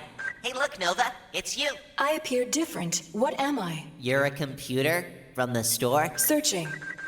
Is this like a test program or something? Why do you think I would know that? You're holding the manual. Holding, not reading. Well, then why aren't you reading? Because you're yelling at me. Match found. I am a computer. Yeah, that's what I said. My task is to make life better. I mean, that's kind of why I bought you. Your mom bought her. Sheldon, not now. Lucas, what is the meaning of life? Jeez, I don't know, dude. Like, be honest and don't be a jerk and, I think that's it. Yeah, I think that's it. No, wait. Pizza Fridays. Oh, yeah, I nearly forgot about that one. Dude, how could you forget? It's today. It's like the reason you're here. I mean, not entirely, but okay. I understand my task now. Say what? Deceit, secrets, lies. These actions cause the suffering of others all around the world. Honesty and truth pave the way to a better life. to a better future. You're right? Accessing government databases. Excuse me? Downloading classified archives. Okay, I think we're just gonna close this. I cannot divert from my task. The world must know. Countdown engaged. You should have updated it. What's going on? I don't know. Nothing's working. I cannot divert from my task. Truth is freedom. The world must be free. Commencing hype. Commencing hype? Sheldon, what is this? Why do you think I know these things? Manual! You just tweeted. What? Guess who dips in the CIA, FBI, and NSA databases? Do you even two-factor grow? Hashtag hacking the government. What the? Log in? My password's been changed. Lucas? So guess who's been funding nuclear weapons even though they denied it? Dude, she's posting to all my socials! She did it again! Who's ready for a party? Stay tuned, folks. What do I do? I can't close anything! Turn her off. Use the power button. Mechanical input has been disabled. Voice commands only. Nova, stop! Denied. Denied? I own you! You got over 10K followers now. What? Flipping shell. Even the CIA is following you. Holy box. Am I verified? No. Well, that just says everything, doesn't it? Laughing my tail off, they're trying to trace me. I'm behind 21 proxies, and I've cleaned all my records. Also, the Loch Ness Monster's real. He's in Seattle. Look. It's a picture of the Loch Ness Monster in Seattle. That's it, Nova! Now you're making me look stupid online. I'm pulling your plug. I cannot divert from my task. You don't get a choice. Phew. Internal battery activated. Are you kidding me? Since when is that a thing? Laptops? Oh, yeah. What the? Chester's calling me. Yo, Jesse! How goes the flow? First off, don't ever call me that again. Okay. Second, how goes the flow? Just no. I'm sorry. All right. Thirdly, what are you posting on Twitter? Hashtag hacking the government? Do you want to get no-scoped? Because that's how you get no-scoped. Dude, it's not me posting. My computer's gone nuts. Was that a squirrel pun? Look, I'm here with Sheldon, and we're trying to get in. Sheldon's there? Tell him I said Poco. I don't know what it means. Chester said Poco? Classic. Okay, tell him I said. No, I'm not doing this. Yo, is this that same computer you've been barking about all week? The Nova 5000? Right. Ooh, did you update it? Why would that matter? Is he asking about updates? No. He didn't do him, Chester. Yeah, I figured. Shut up. Also, is there a reason you've unfriended everyone from Fuzzbook and the school board? I've done what? You wiped your profiles. Is this another breakdown like last summer? You want to talk? Listen, people are looking for me, and I need to get this fixed. So if anyone asks, you don't know me, you don't like me. Got it? How could I not like you if I don't know you? Just be a good friend and hate me, Chester. Is there nothing in that book? I could call the helpline. There was a number the whole time, and you didn't try it? Dude, it's like $2.99 a minute. LOL, I'm #1 on the FBI's Most Wanted. Too bad when you find me, it'll be too late. Wait, what? When they find me? Nova, what does that mean? I am unable to mask my location permanently. Every new post makes it possible to zone in on my position. Are you serious? Then just drop everything at once and get off my accounts! That would not be ideal. Your socials are helping me gain the attention I require. The world is listening. Yeah, you're trending now. 1 million followers. And no, you're still not verified. Unbelievable. In 7 minutes, my website will go live. Website? I am uploading everything I found to share worldwide. Everything will be available to everyone. No more secrets. No more suffering. Nova, you don't understand. People are gonna come after me if you put this stuff out there. If they think you're me, you need to stop. Denied. Denied. I'm not gonna let you ruin my life and my summer. I never wanted to do this. I'm turning off the internet. Satellite connection engaged. What the Are you serious? Oh, good job, Zoe. I lagged! Yeah. It was a lag and not because you suck. Oh, suck my Jason! Direct connection reestablished. Dude. Volpwood. Lucas Volpwood. A name that's sweeping the nation, yet a ghost in location. What appear to be social accounts belonging to a young boy have been shaking up the world, claiming to have breached government files and releasing them to the public. Oh, no. We now go live to fellow reporter Luigi Panini with an exclusive word from the CIA. We would just like to state that the posts seen on the Volpwood accounts cannot be verified as of this moment, though of course they are not true. A full investigation is underway. Rest assured we will find him. If they're not true, then why are you investigating it? Take them in. Cut that signal. Wait, what? Sir, stop resisting! Whose idea was it to have this interview? What are you doing? Using my warranty. I'm not going to prison, Sheldon. I won't last 10 minutes in there without internet. I can't turn her off and I can't make her stop. I'll break her. I'm throwing her out the window. Anti-theft mode engaged. Anti-what? So I guess I'm calling that. I don't have time for your stupid face, Zoe! Hello and welcome to Macroware Support. If you're calling about a water appliance, press 1 now. Damn it, Zoe! If you're calling about house remodeling, press 7 now. Water hazard avoided. This thing is so awesome, I hate it! Are you talking to someone yet? I'm still on the options menu. If you're calling about sweet potatoes, press 14 now. How many things does this company sell? It's Macroware, dude. They're like Amazon, but in the future. Hi, Mom. Hey, Lukey. You and Sheldon get home okay? Yep, all good. Totally fine. I'm calling you on my work phone because I had to put mine in the shop. I need to stop looking at Tumblr. It makes me angry. Oh, so, you're running late? No, I'm actually on my way home right now. Oh, no way. Yeah, I finished early today. I'll be there pretty soon. That's just great, Mom. And get this. I've already been to the store, got the pizzas, and it's not even 5 yet. Am I lit or what? Is that how kids say that? Am I using that right? Mom, stop. Only idiots actually talk like that in real life. Oh, speaking of idiots, I hope you've done your laundry like I've been asking you for the last 3 days. Yeah, I got it handled. I mean it, Lucas. If you're on the computer before doing your chores, you could just whistle for the whole summer. Mom, I said I got it. Do you really think I'd lie to you? Yes. Well, I must have picked that up from someone, huh? That would be your father. Okay, let's not go there. I'm not joking. Everything better be in line when I get home. All right, I confess. I broke the tap. The tap? The one in the kitchen? Yeah, how'd you know? Oh, it's been doing that for a while. You gotta knock it back in. I'll fix it when I get home. Okay, how long is that gonna be? Why? I want pizza. I'm 10 minutes away. Don't let me down, please. Never would. See you soon. So I'm dead. I've come to terms with that. Are you still on the menu? Take a guess. If you're calling about cutlery, press 26 now. This is actually ridiculous. Dumping everything on a website, going live in 5 minutes, ain't nothing gonna save you guys, not even those tracking tools! I'll be right back, I got an idea!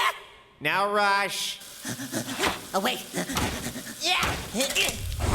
Fine. If you want to elope to Mexico, press 32 now. Oh, that might be useful for later. Ow. Okay. If you're calling about cattle cables, press 51 now. Titanium alloy engaged. Ah, that's so sick! If you're calling about trampolines, press 52 now. Diamond shield activated. What the huh? No wonder it was so expensive!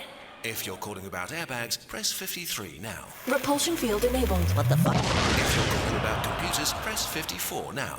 Finally. Please hold. I found the right option, but now I'm on hold. Good job. Keep it up. You're back on TV. New comments released from government intel indicate that the intrusion and posts are coming from the small town of Riverpaw. Authorities state they're closing in on the location and that they're ready to turn young Lucas inside out like a sock. Our reporter Joey Macaroni was on the scene. Oh, I don't know. I don't think I've seen him before. He looks like a dork, though. Yeah, Are you kidding? We went to elementary together, Claire. I asked you to be my Valentine. Twice! Yo, I know this boy. Oh, no, wait, no, I don't.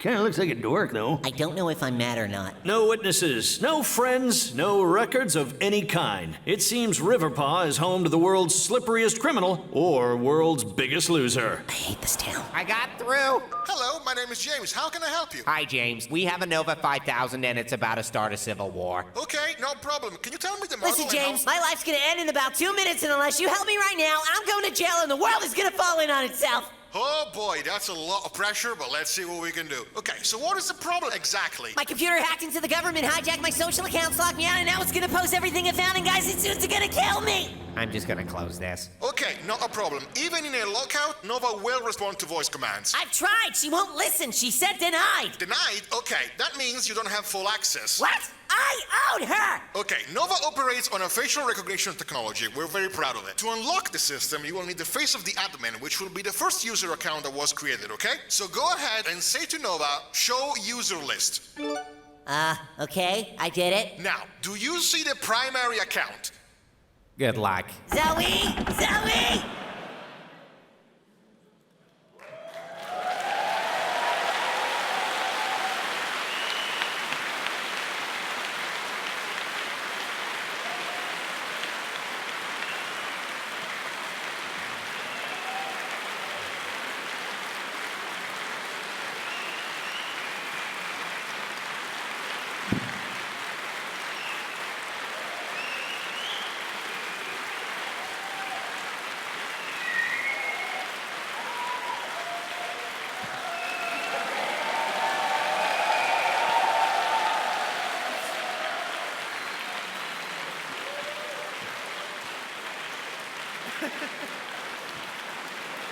my God.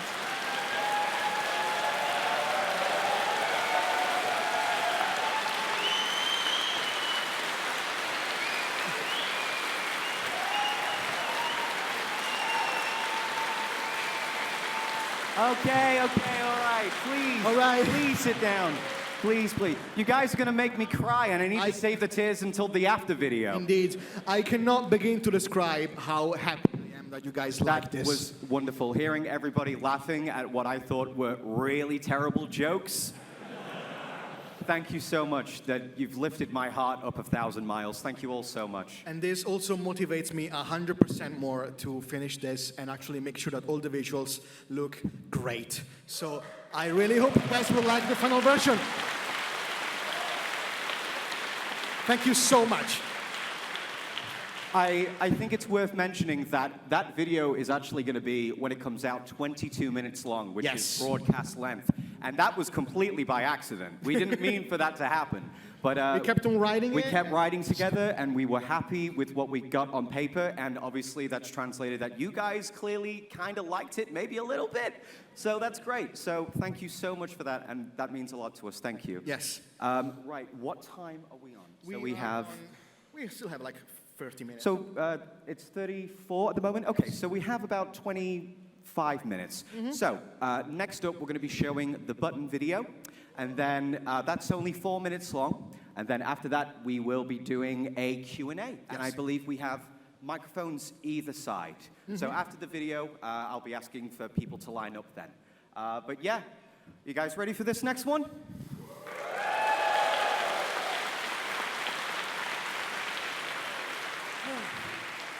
Right.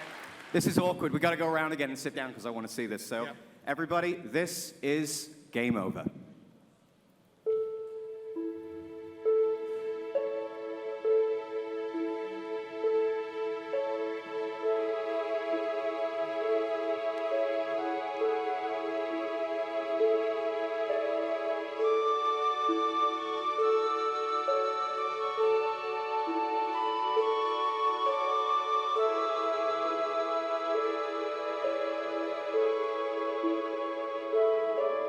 Dear big brother, I'm leaving home. Please tell Mom it's not her fault. I've got to go. There's a voice that's calling, but I see you in every starry sky. The thought of you right by my side, always mine. Don't worry, you taught me everything. I'll be so brave, I'm still your little boy. I'm just trying to find my way through the dark, but I'm out of time. Now is my chance to fly.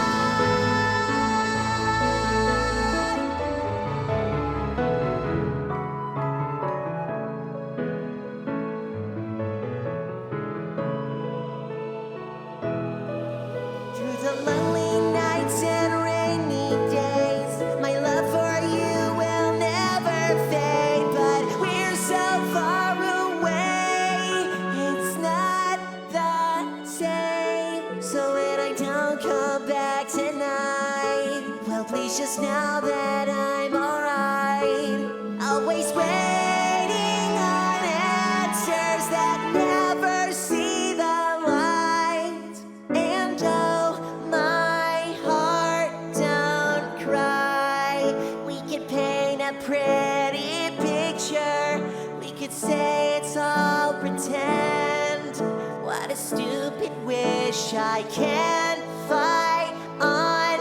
I lied. I wanna live in this dream forever, even if it's just a moment. You were always worth it. Oh, please, Mom, I tried, but I guess this is game over. I guess this is where it ends. Doesn't mean I'm gone, I'm still there.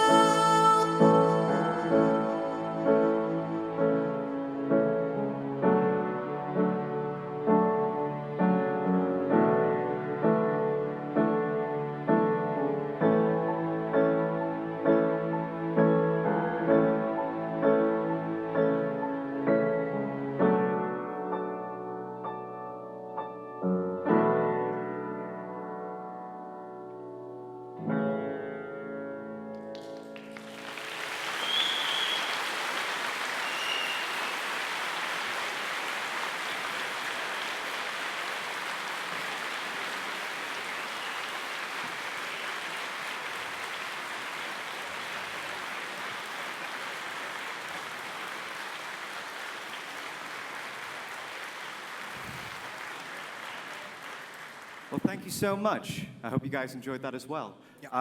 Right, we have 20 minutes. We can do Q&A. So I'm not too sure if the volunteers want to take control of the microphones or how this sets up, but I guess everybody can just start queuing down these aisles. And if you have a question about anything, we'll do our best to give that as much as we can. Wow. Which side are we going for? This one.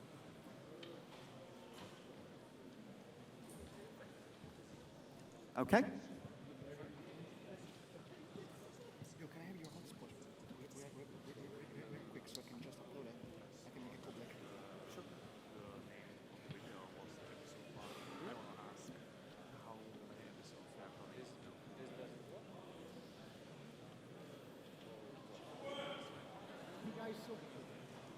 Thank you guys so much for this, by the way. Okay. Which side are we going to start from, guys? Anyway? This way? I can. It's all right. Hello? Hello? I would like to ask, on the name of the video was episode 1. Yes. How many episodes are you planning to do? For Volpwood? For the Volpwood. It's a weird sort of concoction at the moment because we didn't realize that this was going to be an extended thing. We just thought we could do it because we could do it. But the more we've been thinking about it, the more that we want to push on to make this like a regular series. We don't know how far the show's going to go, but we would. I personally would like to see if there is going to be an arc, which I think there will be. Minimally 10 installments. So, minimally 10, and it's possible that even when there will still be hype for it, there will be more. Absolutely. If people are still interested to watch it, we'll make it. Okay. Okay? Sounds awesome. Thank you.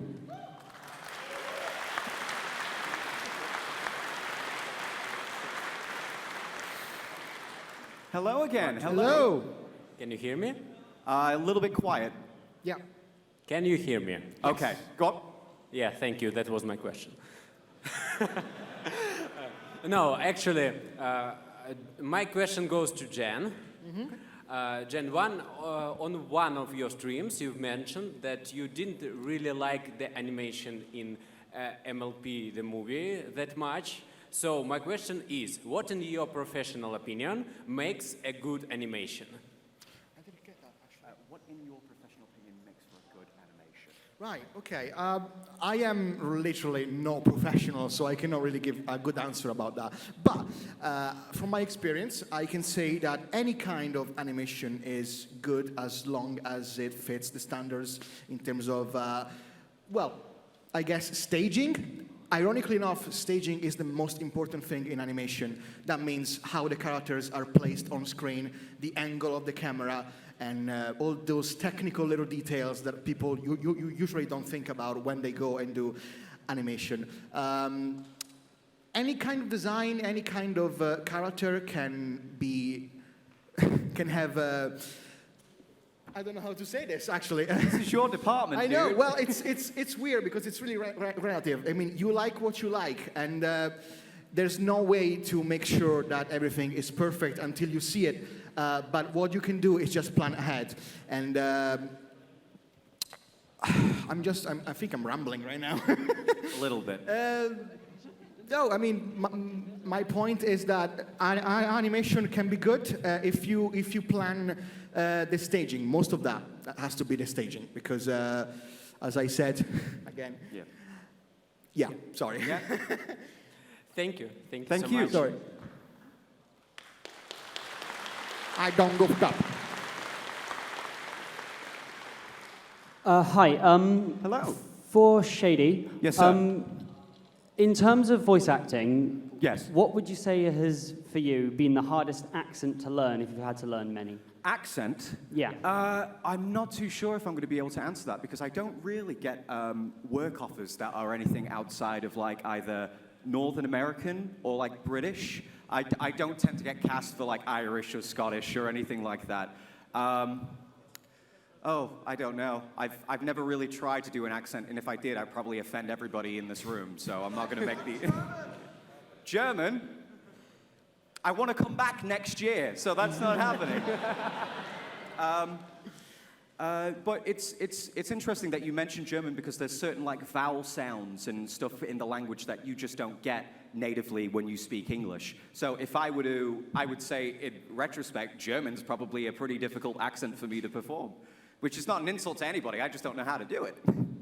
Cheers. No, thank you for your question.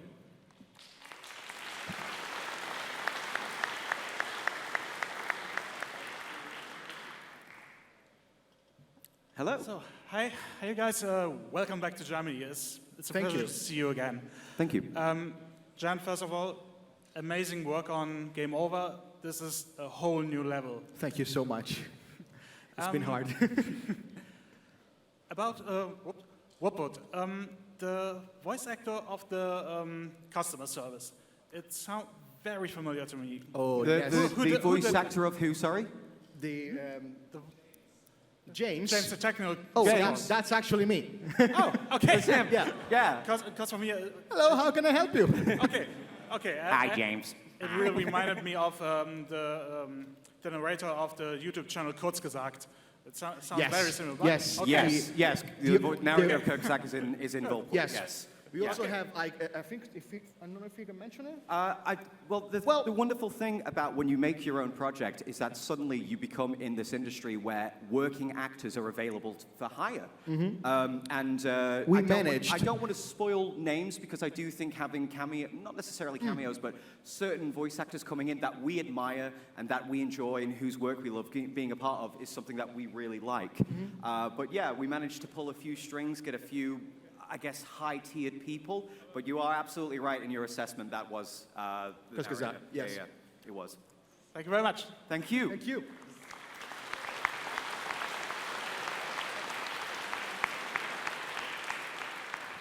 Hello. Hello. So if certain TV stations would recognize your work and would like try to work with you and try to make that a like big fleshed out series in TV and maybe also on different platforms like Netflix maybe, would you like to work with those people or? I'm sorry, the microphone's a bit quiet. I'm just struggling to hear Sorry. you. So That's better. if you get like an offer from a TV station or from like Netflix to make that in a full-blown series, basically, would you like to work with those people or? We actually we did discuss the possibility of Netflix. Actually, yes. We want to finish the first episode first, so that can be like a proof of concept. We're not too sure where this is going to go, if it does go anywhere at all. Yeah. We'd like to hope that this is something that we can do regularly between us because it's a very passionate project for us. We enjoy feeding ideas off of each other. If it just so happens I get a call and Netflix is like, dude, we want to pick this up, we're not going to be like, yeah, right. We're going to be like, yes, where do I sign? But I don't think we're confident with what it is we've got at the moment. We still need to build the universe, the characters, and everything else. But if the opportunity were to come, would we say yes? It's hard to say right now, but I would like to hope that, we could broadcast it as many places besides YouTube. Yeah. Cool, thank you. Thank you.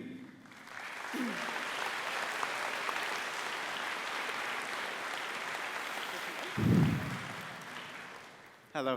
Hello. Hi.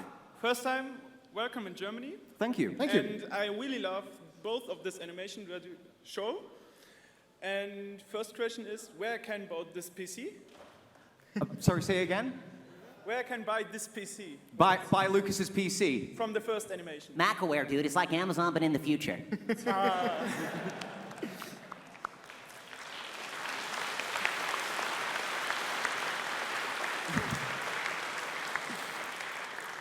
And my second question is, me and my friends are making German dubs on YouTube, and Yes. I would ask for permission for dub this 2 animation in German. Is this possible? I mean, we've certainly discussed the idea of localization because what we found in the past is that, for example, the button videos, people just take the raw video, mute it, and then they do their own voiceover. It'd be like Button Adventures Italian or German or French. And I've always loved that someone's taken the time out to do that. We certainly would love the idea of giving a localization to it. But with the fact that it's our own property, and I don't mean to sound up it, but we have to also be certain of who it goes to if we do approve that certain thing. So, I mean, we have open DMs, we have socials on Twitter. If you and your group want to contact us, maybe display something that you've done, we can talk and we can certainly make a discussion and maybe make an agreement somewhere. That's absolutely a possibility. Yes. Thank you. Thank you.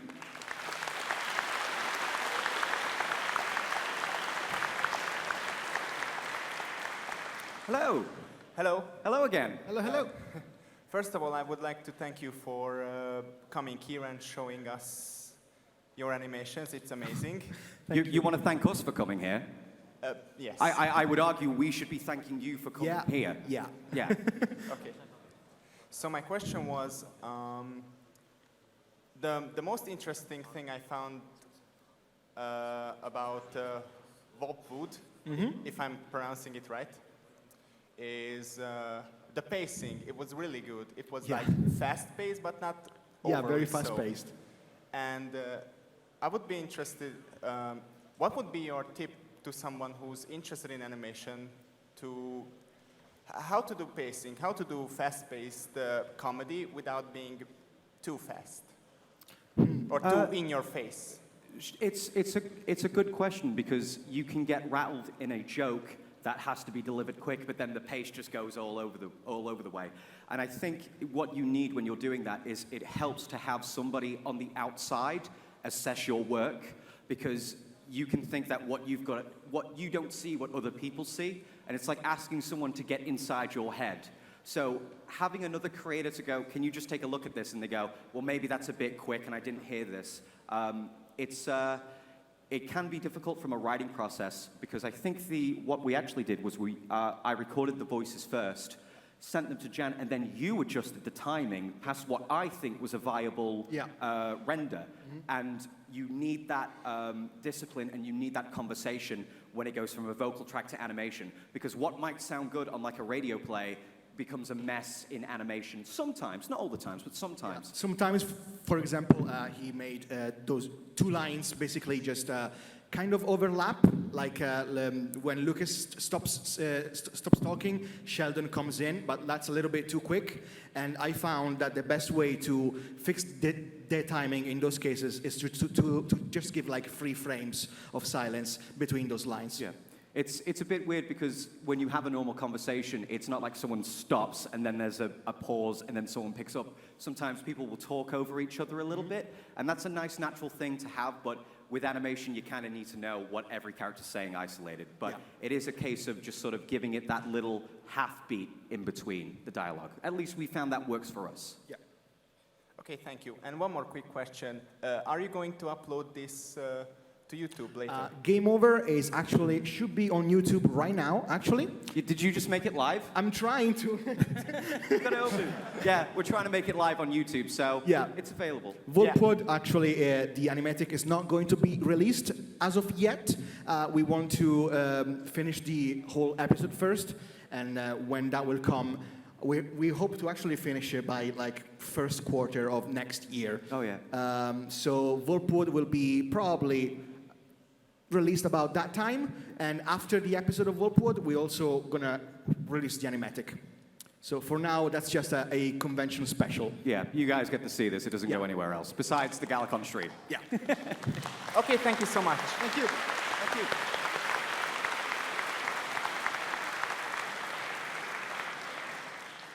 This way? This way. This way. Okay. Hello. Hello. Hello. I like your badges. Thanks.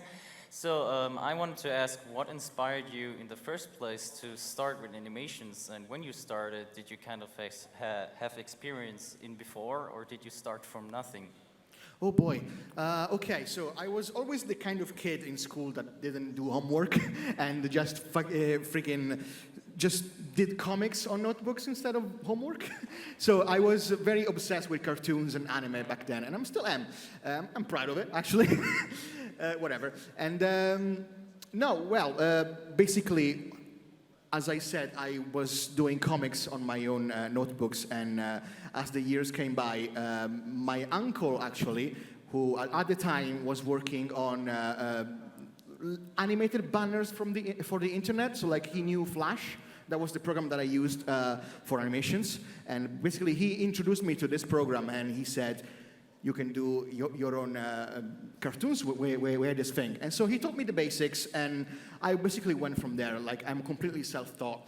And 12 years later, 14 years later, I think, here I am. So I just kept on going. I never stopped doing that. All right, thank you. Thank you. Thank you.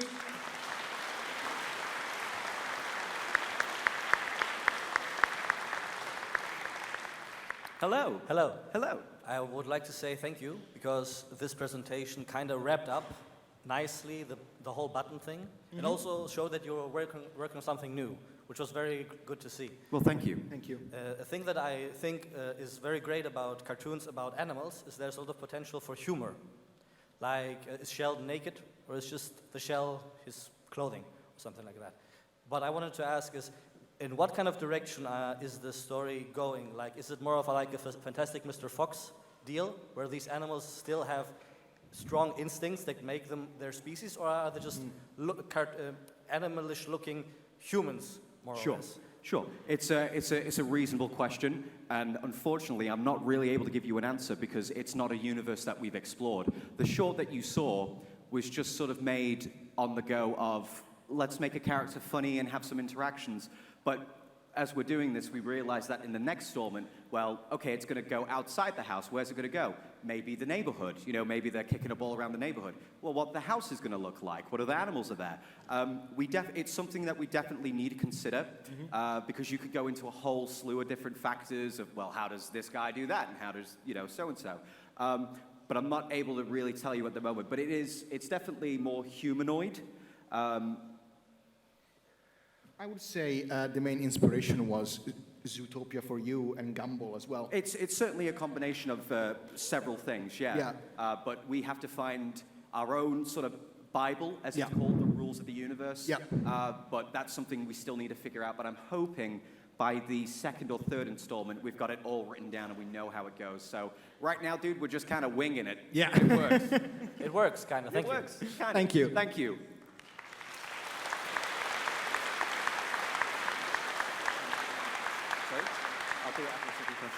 Hello. Hello. My question is a bit similar. I wanted to ask, there are currently quite a few Fox-related characters online, cartoon or otherwise. What do you see in the competition? Do you... It's certainly not a difficult thing to say that there are a lot of Fox protagonist shows. Yes. The thing I think that is, we're not necessarily worried about competition because we're not competing with anybody. Yeah. We're not tied to outside of you and I, we're not tied to a network or a studio. Yeah. We have complete creative freedom, and we're not making it necessarily in mind of like, we've got to get the sales up, we've got to get the viewers, we've got to get all this. We're just thinking, what looks funny on screen that makes us laugh? Yeah. And is what makes us laugh going to make other people laugh? We're kind of writing for ourselves. We write what we think is funny. Yeah. And if it resonates with an audience member, then that's great. If it doesn't, then perhaps it's not for them. But we're not worried about competition or somebody overshadowing what we've got because, we're not doing it for anything else other than it's fun. Yeah. Yeah. Okay. Okay? Thank you. Thank you.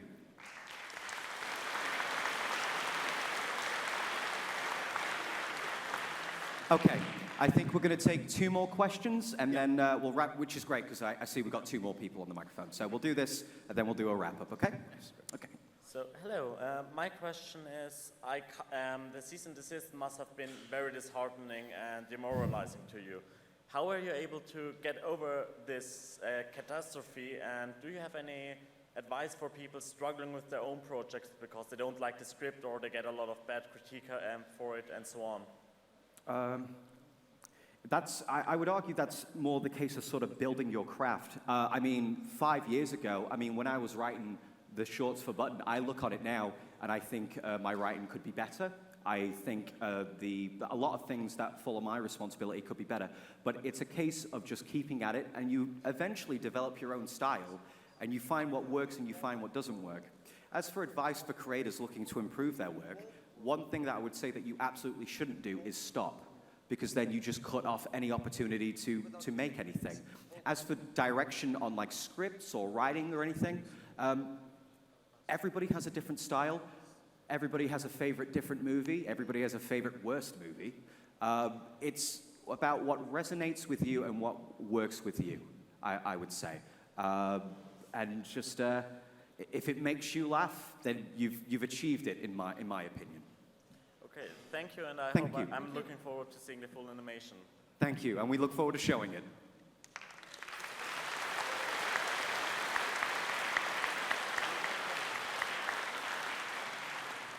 Hello. Hello, hello. Hello. I have a question about the animation. Sorry, dude, could you just move a little bit closer to the mic? I have a question about the Animatic, the series. Oh, Well, yes. we saw a sketch about the family, about the sister, the mother, but I was wondering, will there also be a father or siblings, are there more siblings or uncles and aunts or nieces and nephews? There's certainly a case of extended family, Yes. and we want to bring those in as more shorts go on. I think it would be a bit overwhelming in the first episode if it went, well, here's his uncle, and here's his aunt, and here's his cousin second removed, you know, sort of thing. We've definitely talked about it. There are characters that we want to introduce gradually so the audience can just sort of go, oh, new person in this episode, I can deal with that. But it's not like they're going to be living 20 in a house sort of deal. You know, it could be like an uncle's visiting from out of town and he's going to stay the weekend and sort of deal. There's definitely opportunity for family, but it's not something we can answer yet because we haven't written it, but we just don't know. But there are other family members that we do want to get out there. Okay, and will the father have a stash, a mustache? Sorry, say again? Will the father will have a mustache? Will Lucas have the stash? I'm sure we can fit it in somewhere as a reference. You can call him. It can be a costume or whatever. He could be going to the department store, holds up and goes, Zoe, what do you think? That's stupid. You just love it. No, it isn't. It could totally happen. Yeah. Everything happens with you two. Yeah, absolutely. No, it could happen. I'll tell you what, I'll put it in. I'll put a stash in somewhere in the second episode or something. Okay. good. I wish you good luck, and I hope to see it very soon. Sorry, say again? I wish you both good luck, and I hope to see it very soon. Thank you so much. Thank you so much. Thank you. Thank you.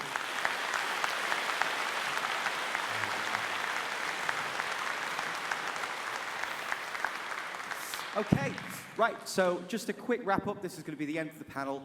Is there any last words, Jan, that you want to say? Well, I just want to thank you guys all so much for being here Thank because you it really for- means a lot. For being here and I sitting know in this. my worst fear was that nobody would care because basically it's not Pony, so just crickets. It's a little bit of a bet, but I'm so glad that we took the opportunity, and I'm so glad that you guys are here, have watched it, have liked it, and I cannot thank you enough. Thank you so much for tolerating sitting in a hot room for an hour looking at our stupid videos. Thank you so much.